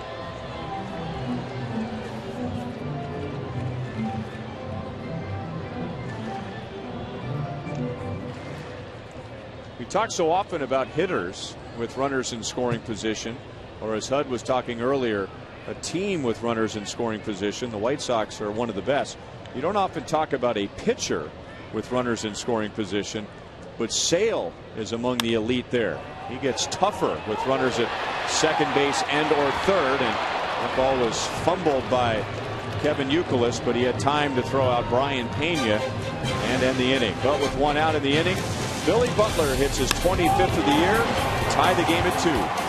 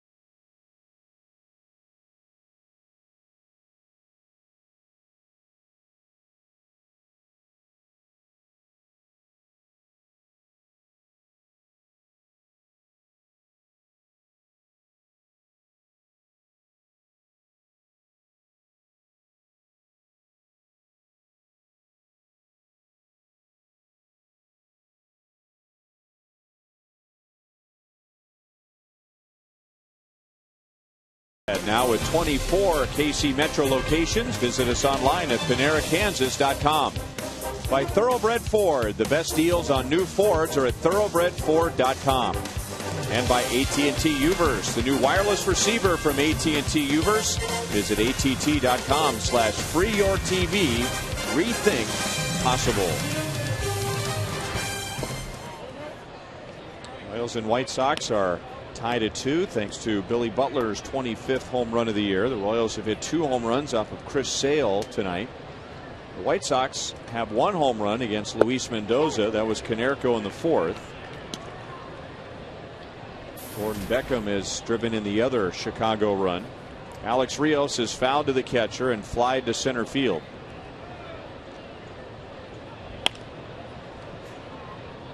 Ball, 2 strikes. We got a nice pitcher's duel here tonight. Nice to see. Mendoza pounding the strike zone. Just giving up 4 hits to the White Sox. Working all of his pitches in there, doing exactly what he's been doing for the last 4 or 5 starts. He's been very consistent. And that is going to be a swing on Rios. So he's down on a curveball. That's 5 strikeouts for Mendoza. Excellent depth to the breaking ball tonight. His curveball and changeup, those are equally as effective as his sinker's been. Haven't seen a lot of 4-seam cutters, but I'll tell you, the curve and change have been really good. They weren't sure exactly if he swung at it or where was the pitch. I mean, it was right there.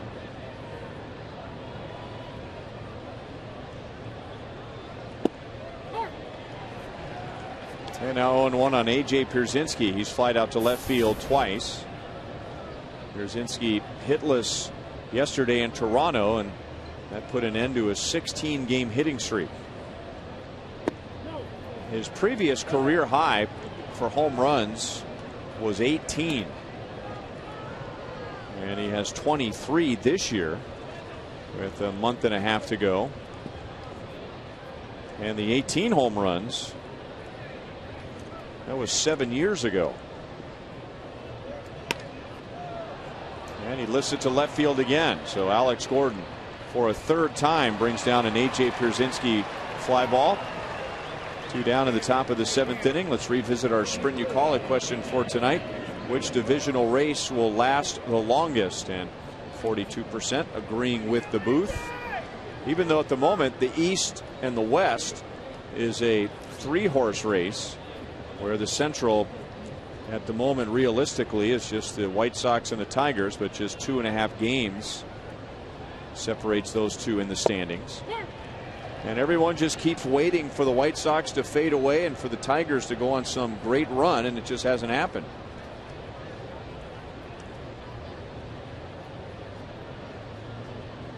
Two hottest teams in the Central are playing right here tonight. It's a foul ball. Last 10 games, both teams are 6-4. And really 13 games over 500. That's the high water mark for the White Sox this year in Robin Ventura. He's got them playing in championship caliber so far.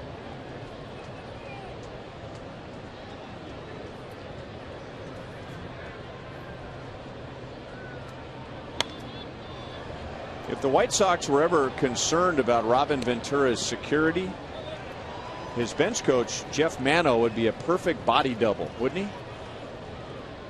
Which one is Robin Ventura and which one is Jeff Manto? They do kind of look a little Who's like. who? Robin's on the right. Ramirez just got a piece. Still 0-2. Because he has the White Sox jacket on. He's got the skipper coat.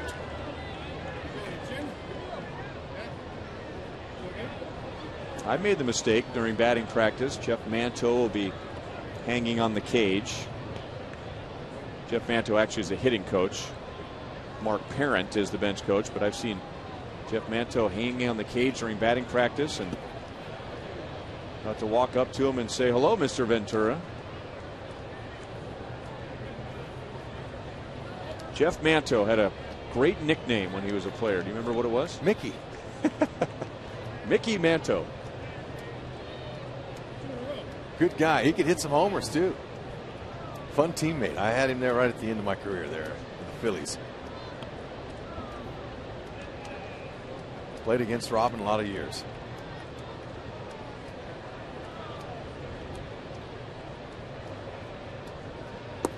Mendoza, he's got a good breaking ball tonight. That's 6 strikeouts, 2 in the 7th. He's given up just 2 runs in 7 innings. Stretch time at Kauffman Stadium in a 2-2 tie. Hammer down.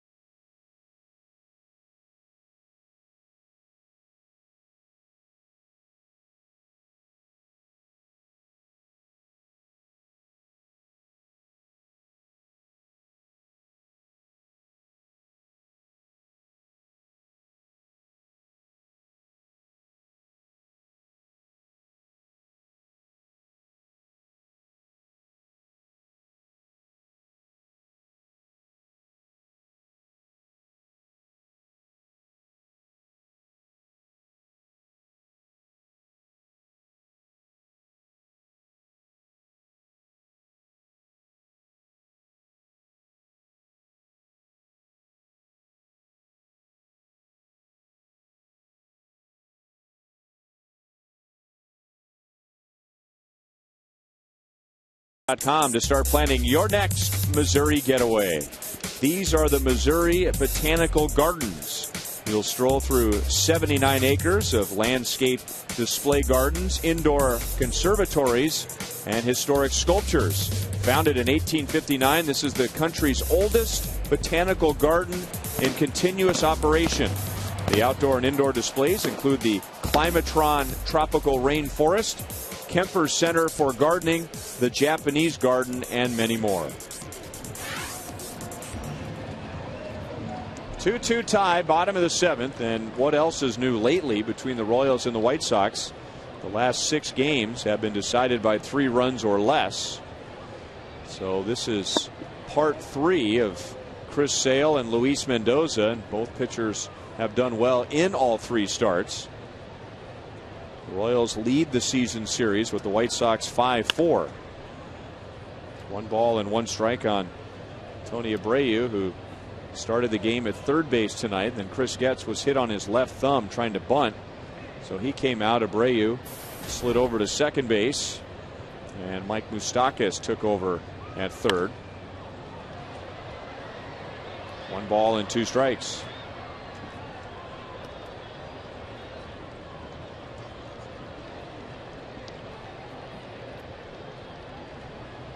Royals scored first on Lorenzo Cain's home run in the 2nd. Well, Konerko homered in the 4th to tie the game. Gordon Beckham drove in a run in the 5th to put the White Sox in front. And then Billy Butler homered in the 6th to tie the game. And now Abreu is 1 for 3 as he grounds out to Beckham. And there's 1 down as we look at tonight's AT&T U-verse reverse replays. And I'll tell you what, Mendoza, he's rolling 6 punch outs of White Sox, and he got a little help. Lorenzo Cain, he popped 1 out of the yard for his 4th home run of the year, and Billy Butler goes 25th. Big fly. All career highs. Sale says, I'm not happy, but he's still in there. He's thrown. Next pitch will be his 99th. Chris Sale. Moustakas bats for the first time. 1 for 7 in the past against Chris Sale. Chris Getz tonight was the leadoff hitter and was 0 for 3. Home plate umpire Dan Isonia flinched on that pitch but did not call it a strike. Look at the moose antlers up there. Do they do that all night or just while he's batting? I'm thinking just while he's up. But I'm going to have to get on my computer when I get home and hear what a moose call is. Because we are going to have a contest, right, with the fans on who can do the best moose call. If I recall, I haven't heard many, but it's rather wimpy for an animal that size. It's kind of high pitched, and I mean it is not related to the roar of a lion, that's for sure. Okay.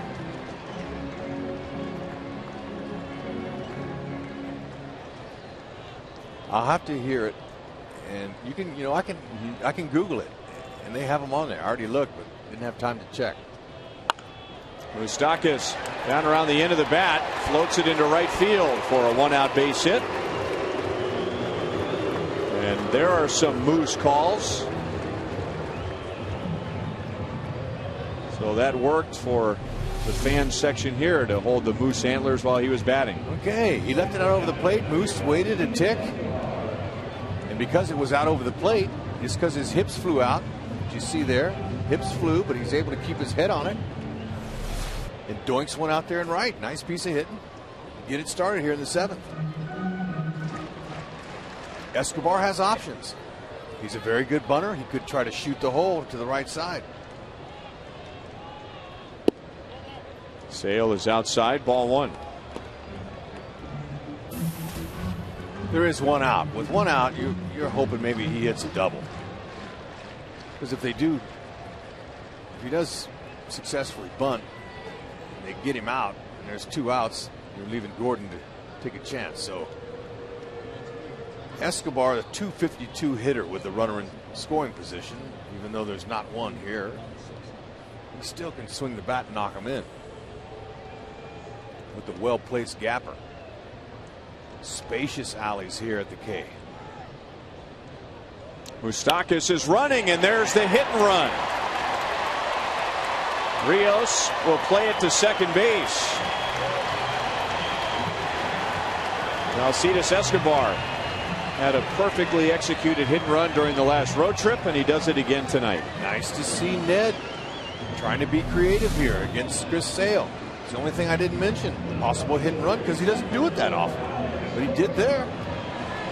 With Escobar hitting second like that, the way he handles the bat, I would like to see, 2 or 3 of those a week.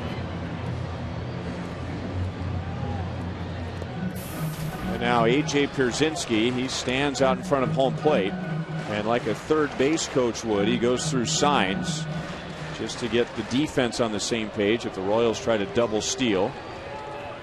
And now Pierzynski will go out, and he'll be joined by pitching coach Don Cooper and the rest of the infield as they go over the different scenarios, as Alex Gordon will come up with runners at first and third and 1 out. Tonight's copyrighted telecast is presented by authority of the Kansas City Royals and may not be reproduced or retransmitted in any form. And the accounts and descriptions of this game may not be disseminated without the express written consent of the Kansas City Royals Baseball Corporation. Ryan Lefevre with Rex Hudler, Joel Goldberg, with director Steve Kurtenbach. Our producer tonight is Jeff Graham. Associate producers Al Broughton, Sam Abramson. The producer of Royals Live is TJ McGinnis, along with the rest of our great Fox Sports Kansas City crew, who are finally enjoying outdoor baseball this summer. That's right. Without melting in the heat. Even though most of our crew is in a nice air-conditioned truck in back of the K over here. They do love it. Okay, every time a hitter comes to the plate, there's a situation. This situation here with 1 out, Gordon's going to try to look for a pitch up where he can put one up in the air and keep it off the ground for a potential double play. He doesn't want to double into one.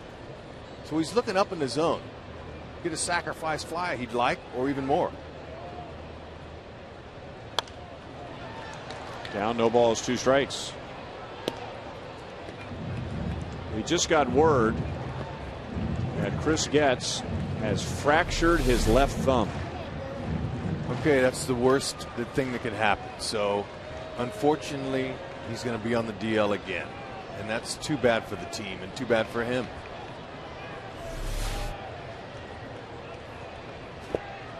Alex swings and misses, loses the bat, and moving up to second base is Alcides Escobar.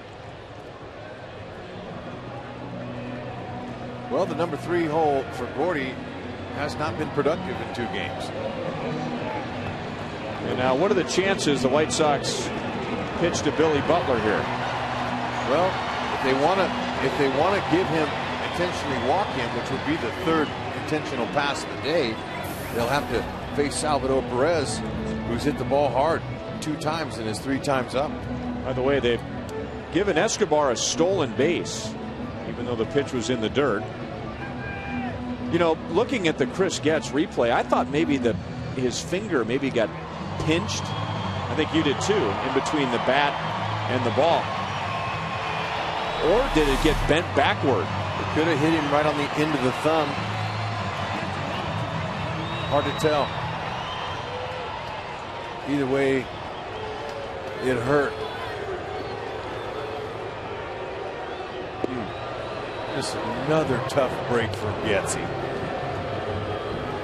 Fractured left thumb. And the White Sox aren't going to mess with Billy Butler, especially after he has swung the bat tonight against Chris Sale.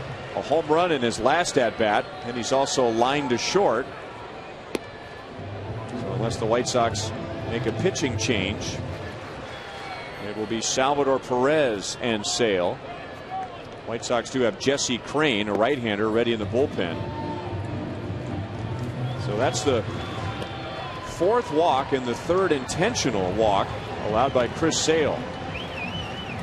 Okay, so Perez, he's got a nice double tonight to the opposite field, and he's 0 for 1 with the bases loaded this year. So he can break this game open. Check out Salvador Perez. 2nd time up tonight. He went to the opposite field. Nice stroke. That's what he wants to do here. And be looking early in the count for something good to hit. Sale's going to try to get ahead of him. And he hits a corner with strike 1. So Crain was ready, and he's just standing on the mound out there waiting for the call. But White Sox are going to stick with Sale. Changeup first pitch. It's smart. And now it's 0-2 on back-to-back changeup, so he's not going to give Salvi anything hard out over the middle like he did earlier on that double. If he hits a changeup over there where he just did the other way, then I would think that Salvi's thinking along the same lines. I mean, otherwise he's out in front and he's hooking the ball to the left side. So he's trying to stay back and go the other way. He stays inside of the ball well. Now Brzezinski wants a high fastball here. Too high. 1-2. That's a setup pitch for the next one. Maybe he throws the breaker here. With 1 out, Moustakas singled. Escobar singled. After a strikeout, Escobar stole second, and the White Sox just intentionally walked Billy Butler. Perez to left field, and that ball is off the fence. Salvador Perez with his 2nd double. This one drives in 2, and the Royals lead 4-2.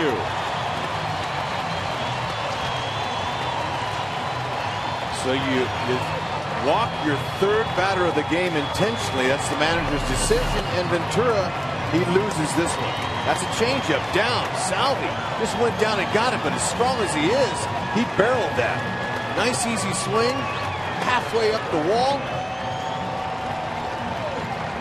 2 runs come home on a clutch hit. Salvi's pumped. We've seen a lot of that tonight. The Royals are fired up against Chris Sale and the White Sox.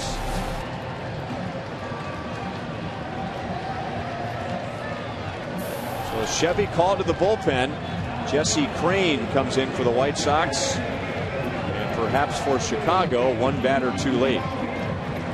Was.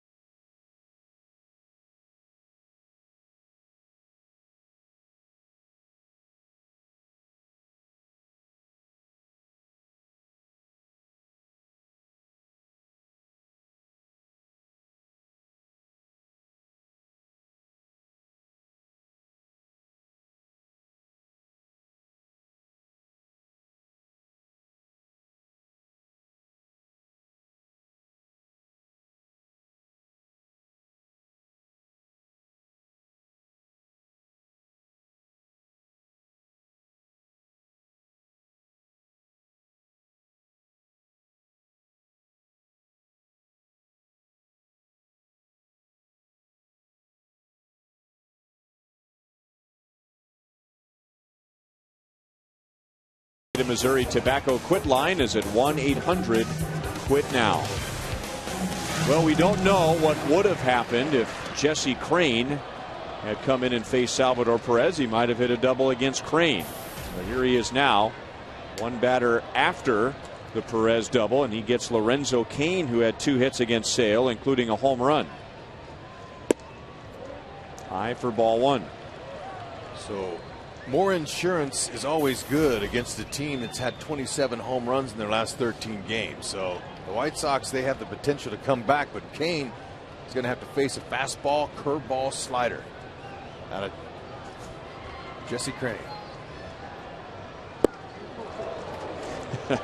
Cain going for a 2 home run game. 1 ball, 1 strike. Ryan, this is kind of interesting, and by no means have the Royals dominated Chris Sale. If anything, it's been the other way around. But now this year with those 9 hits, the Royals have the 4 highest hit games in the majors against Chris Sale. 10, 9 tonight, 8, and then tied for 4th with a bunch of other teams with 7. Wow. 2 balls and 1 strike. Joel's always got great tidbits for us.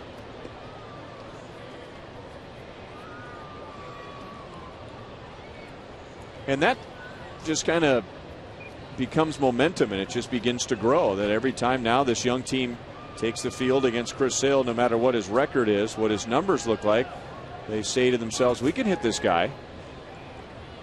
So 7 hits becomes 8 hits, 8 hits becomes 10 hits, and then tonight 9 hits. It's a confidence builder.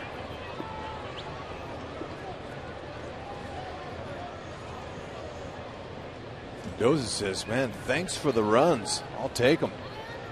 He's thrown 85 pitches, so he's in good shape there, but he is sat for quite a while as the Royals have rallied in the bottom of the 7th. And now Cain into shallow right. Rios is there. The Royals get 2 on the Perez double. So down by 1 in the 6th. They tie it and take the lead in the 7th. Oh, they don't get much clutcher than that. That's huge.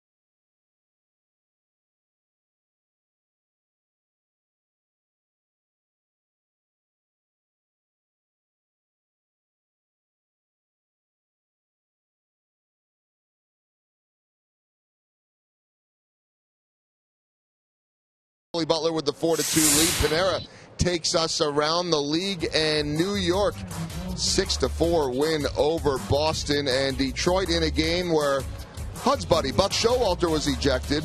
They win 5-3. Toronto won better than Texas north of the border. Other action just underway.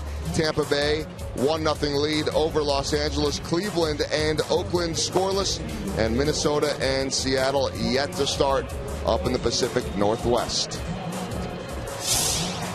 All right, Joel, thank you. It's a Chevy call to the bullpen. So the Royals do go to Kelvin Herrera. 7 outstanding innings for Luis Mendoza, and now on this homestand in 4 games, all 4 Royal starters have gone 7 innings.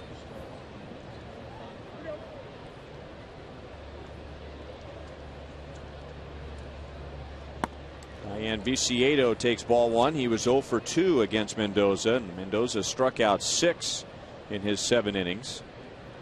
Viciedo, Beckham, the 8 and 9 hitters, followed by Alejandro De Aza.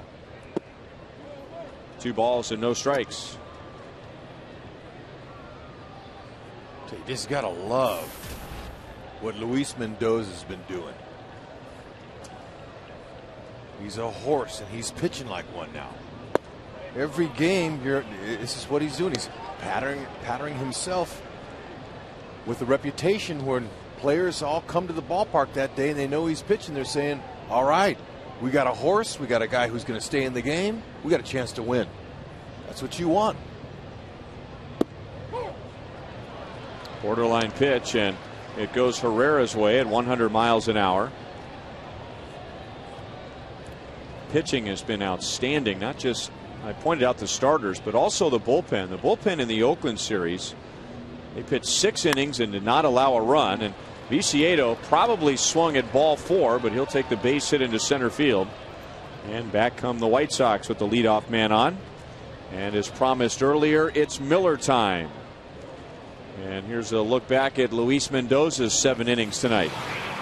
Boy, I'm going to tell you, he just went right after those White Sox. His curveball was his best pitch tonight, no doubt. He was getting a lot of swing and misses out of that pitch, and so he stayed with it. Salvador Perez called it, and he threw it right where he wants it. That was his pitch. Sinker worked good to set up the curve. He was on.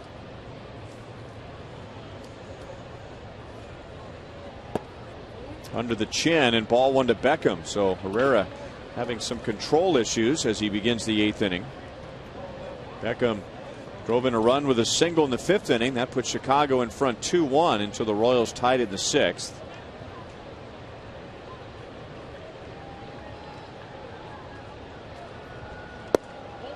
And now 2 balls and no strikes. His changeup's not working for a strike either. So Dave Island come out, check him out, talk to it a little bit.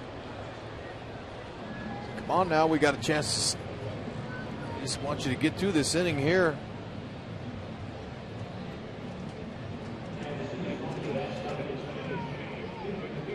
Trust the defense. Roll a pair.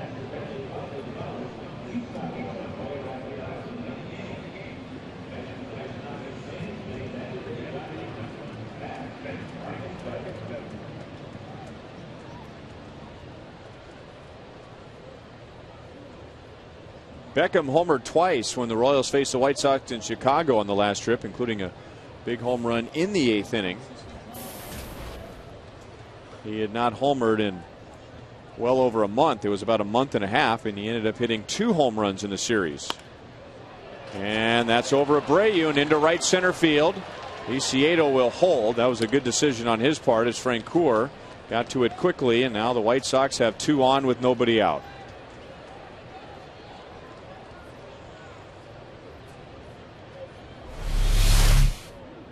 Okay, Beckham knew after the talk with Dave Island, usually when the pitching coach comes out, the next pitch is going to be a strike and a fastball most of the time. So that's what he was guessing, and he guessed right.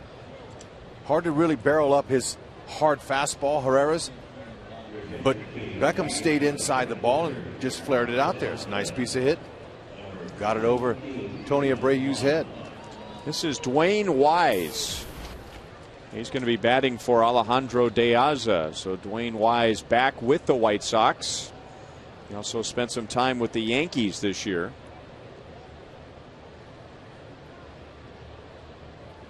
One for 6 as a pinch hitter.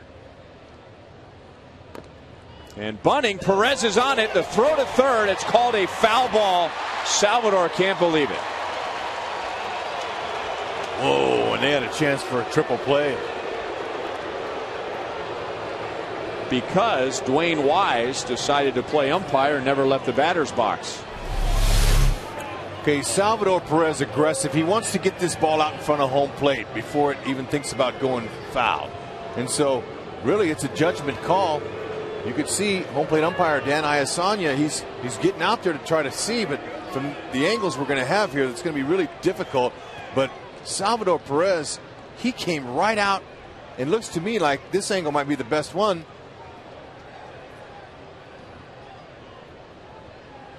Well, it landed behind the plate, but it's where it is when Perez grabs it. Boy, that, unless it was ruled to be in the batter's box, hovering over the batter's box, then it's a foul ball, but it clearly was out over the plate, not maybe on top of the plate, but it was not behind the plate. It's a judgment call, and that's unfortunate. You don't see a lot of triple plays, and this would have taken him out of the inning right here. Salvador knew it. He says, I'm going to get it, go to third. Moose went around the horn with it. And now 1-2 on Wise. Well, give credit to the home plate umpire, because now we haven't seen the exact angle that would prove whether Dan Isonia was right or wrong, but he was right in the play. I mean, he was leaning right in there with Perez.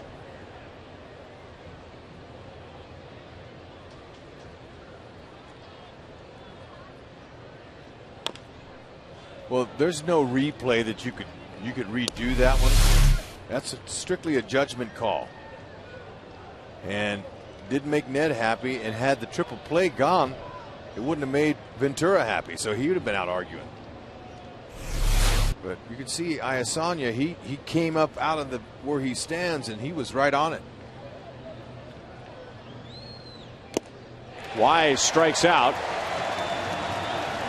Royals would have preferred the triple play, but they'll take the strikeout. First and second, one away. Okay, get 2 strikes on a guy and you got a 100-mile-an-hour fastball, use it.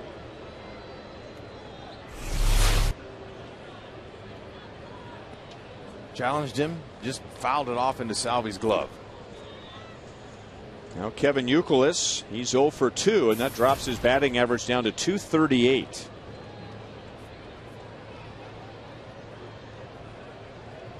Viciedo at second base, Beckham at first, 1 out.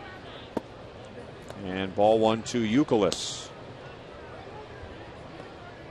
Just 2 for 22 this year versus the Royals is Youkilis.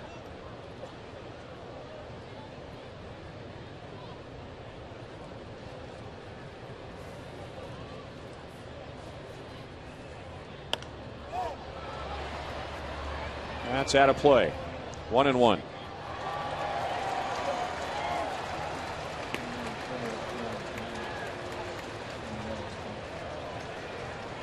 That fan, he's thrilled he got him a ball.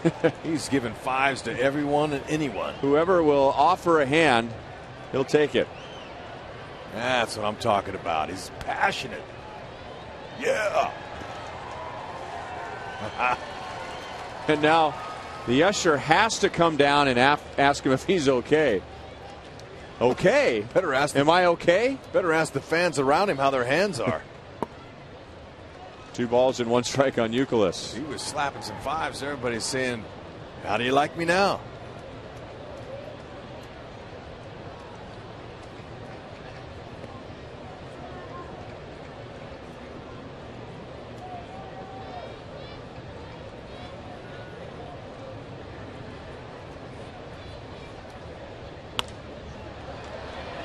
Two and 2.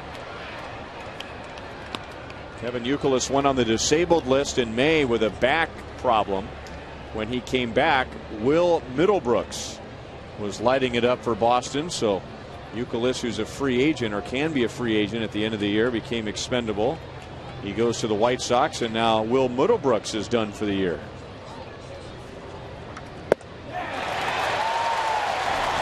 Back-to-back strikeouts. So after the 2 singles, Herrera punches out Wise and Youkilis. So Dave Island came out and said, hey, look, you've got that power fastball and changeup combination. Get him over the plate and get us out of this inning with your strikeout ability. Takes directions well.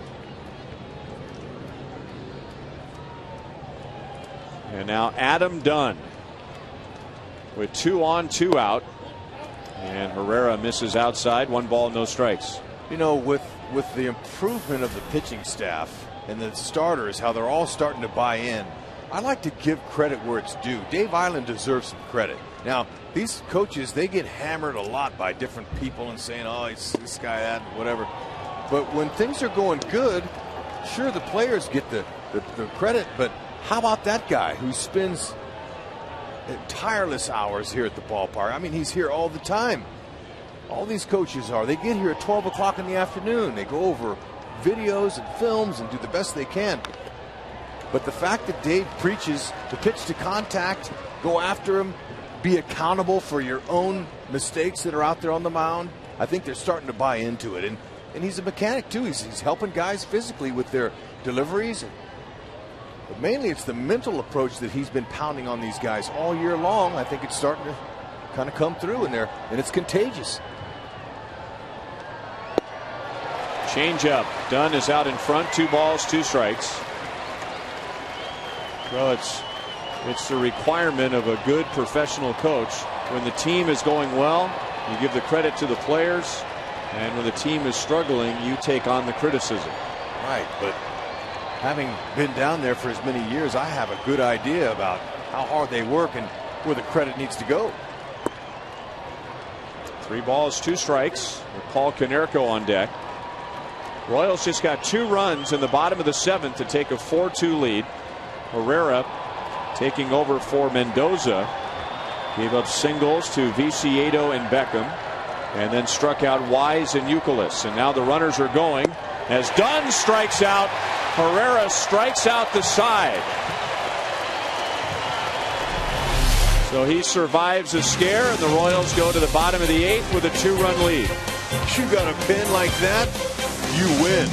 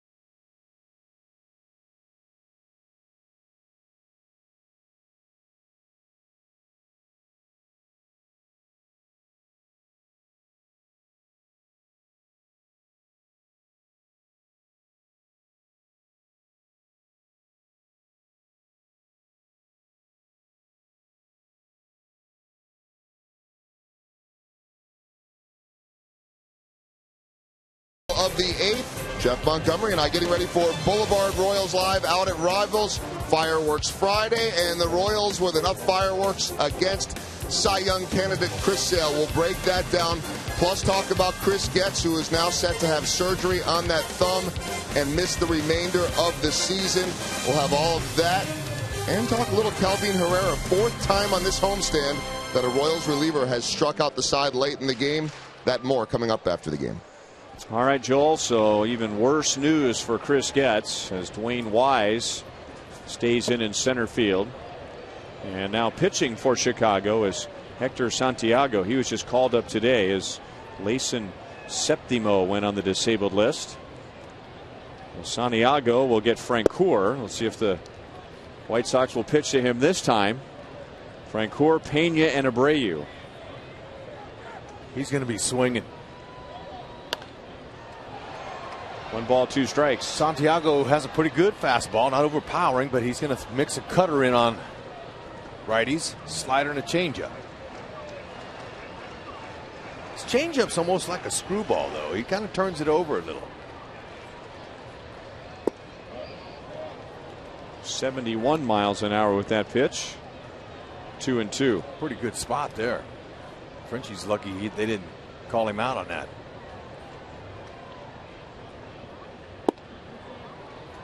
Three balls, two strikes. Hard slider.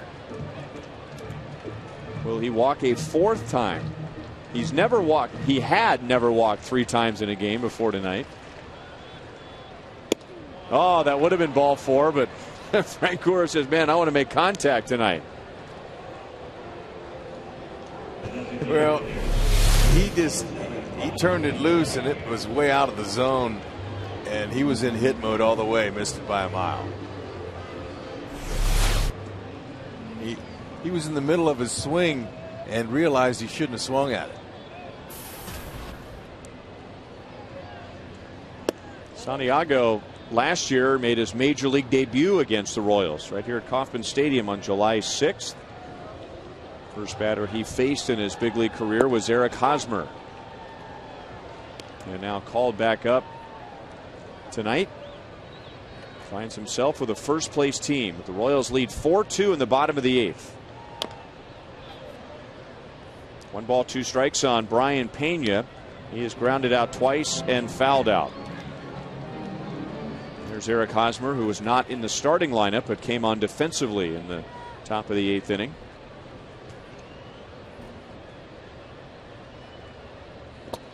Ed Yost was hoping to give both Hosmer and Moustakas the night off and maybe even back-to-back games for Moustakas, but Chris Getz suffering a broken left thumb, which will require surgery. That's tomorrow. His season is over.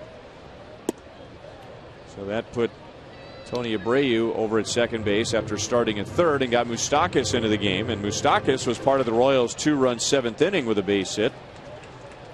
And then Hosmer coming on for a defensive upgrade. Pena walks with 1 out.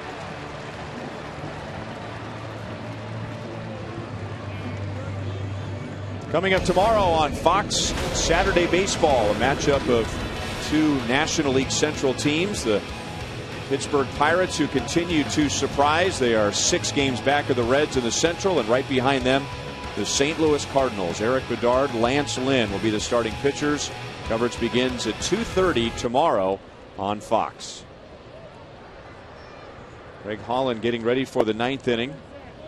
And the White Sox will have Paul Konerko, Alex Rios, and A.J. Pierzynski.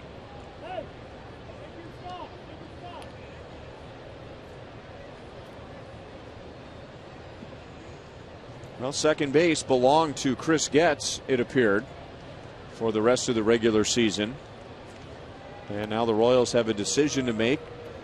They want to get a look at Tony Abreu at second base, or do they bring up Johnny Giavotella, who's been knocking the cover off the ball for most of this year at AAA. Yeah, or Irving Falou. Just depends on what they want. It's really upsetting to find out about Getz again. And I was hoping it was a bruised thumbnail, you know, maybe. But the fact that it knocked his thumb off of the bat tells me it might have hit the very end of his thumb and shattered it.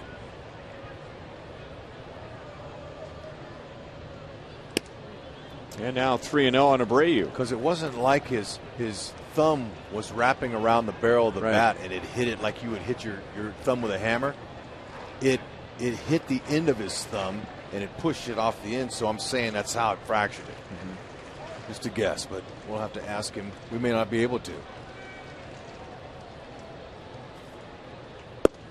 3-1. My concern was, and we really couldn't tell from the replay, I was worried that maybe the ball got underneath the thumb and bent it backward.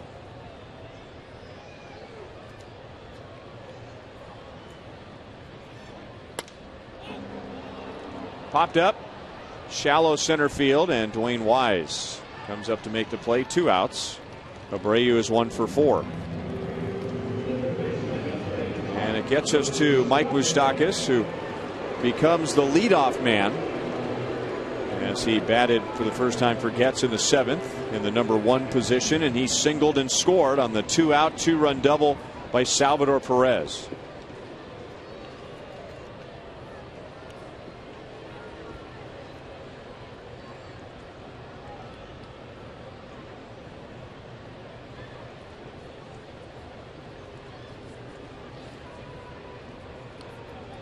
And if you weren't with us back in the 5th inning, here's the play we're talking about.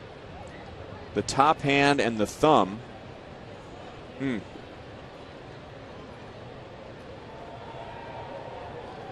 Chris Getz is done for the season. Lifted to right. Alex Rios makes the play, and we go to the 9th inning. The Royals lead by 2. It's been an emotional game for the Royals, both on the field and for the fans. Nothing wrong with that. Nice.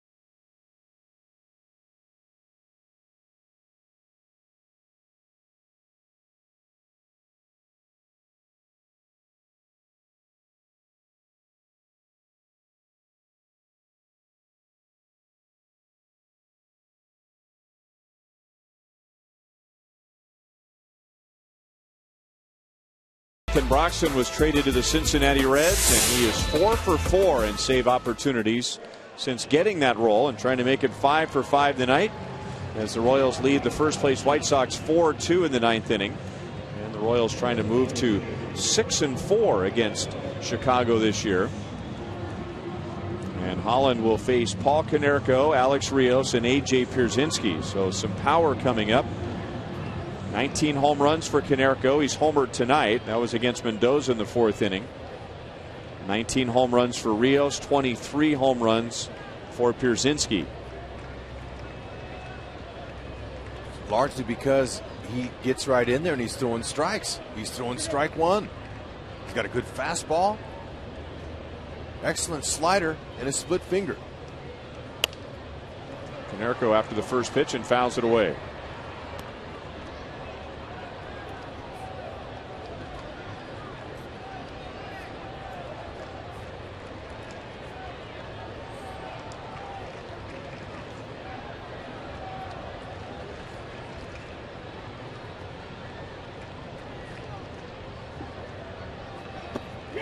He went. No balls, 2 strikes. Royals bullpen has not allowed a single run during this homestand. 6 scoreless against the A's. 1 tonight with big strikeouts. 9 more strikeouts for Royals pitchers after Mendoza struck out 6. Herrera struck out 3. And it has been a rested bullpen lately, with starters routinely going 6 and 7 innings. But really, it's a nice problem for Ned Yost to have. He would love to see his starting pitchers go 7 innings, but then how's he going to get guys working the bullpen? And he said, look, we'll figure that out. My pitchers' jobs are to go as long as they can, the starters, deep into the game, and we'll find ways to get him some work. Bad swing by Konerko, and he strikes out. That's 4 straight strikeouts for the Royals bullpen. And the White Sox have struck out 10 times tonight. Tell you what, man, with the arms, look at that. That was called an emergency hack. He didn't mean to, but he says, if I don't, it's going to be a strike. And that ball was in Salvi's glove. Hud, we used to have a thing here called the list. And if you had a swing like that, you were placed on the list. That was a list swing. It was. Hosmer in foul ground, 2 down in the 9th. Rios is 0 for 4.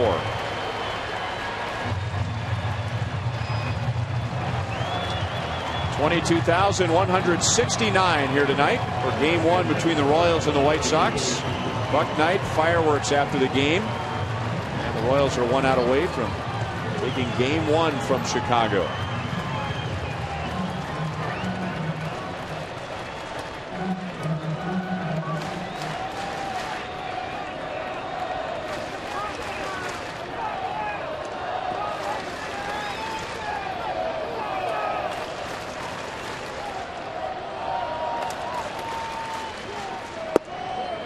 Ball one to AT Pierzynski. He flied out to left field 3 times against Luis Mendoza.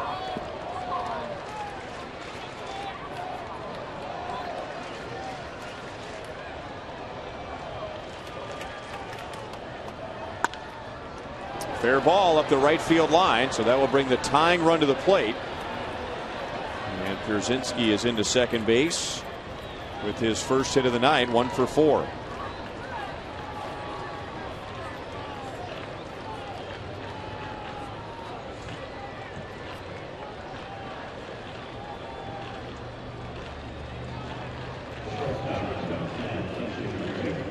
Now Alexei Ramirez. He doubled and scored in the 5th inning. That put Chicago in front 2-1 at the time.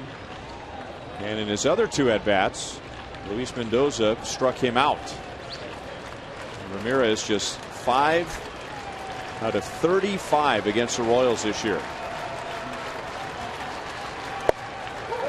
Holland starts him off with a strike. Oh man, I'm gonna tell you, that's a nice pitch. I mean, 97, cheese at the knees, down low, perfect spot.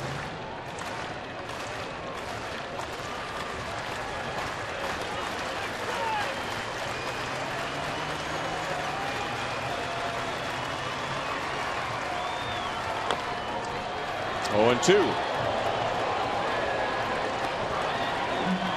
Nice little wrinkle on that one. That ball going down, he hit the top of it. The fans are pumped. They should be.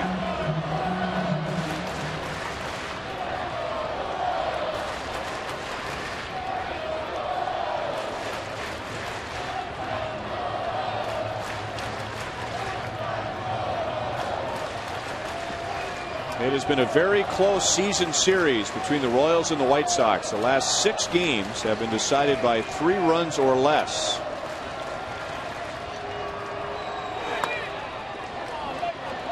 Abreu from behind second, not in time.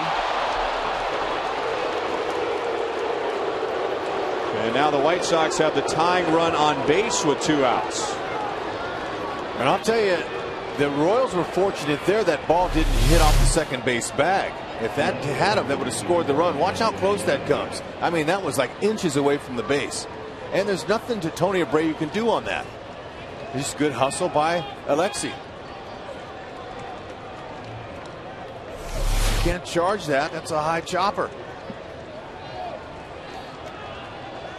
So 2 outs and nobody on. A double by Pierzynski. An infield hit by Ramirez, and now Viciedo, who has 19 home runs this year. He takes a strike. He's had an awful time in the past against Greg Holland. 0 for 5 with 4 strikeouts. Well, he didn't throw 97 for strike 1. He threw a slider for strike 1. So what Holland's doing is really good. 1 ball, 1 strike. Pierzynski hit a breaking ball that was down low. He golfed it, hooked it around the bag at first. That's a chop knock that Alexei got.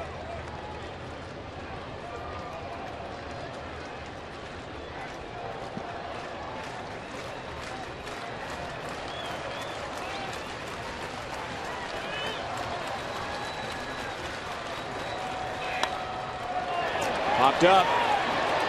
Francoeur is there in right field, and the Royals take game 1.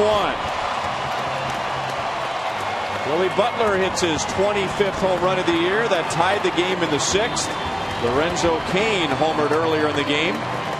The big hit tonight, Salvador Perez, a 2-out, 2-run double in the 7th inning. Luis Mendoza goes 7 innings for the Royals. He wins back-to-back starts for the first time this year. And 2 more scoreless innings for the Royals bullpen. The Royals are now 3-1 on this homestand.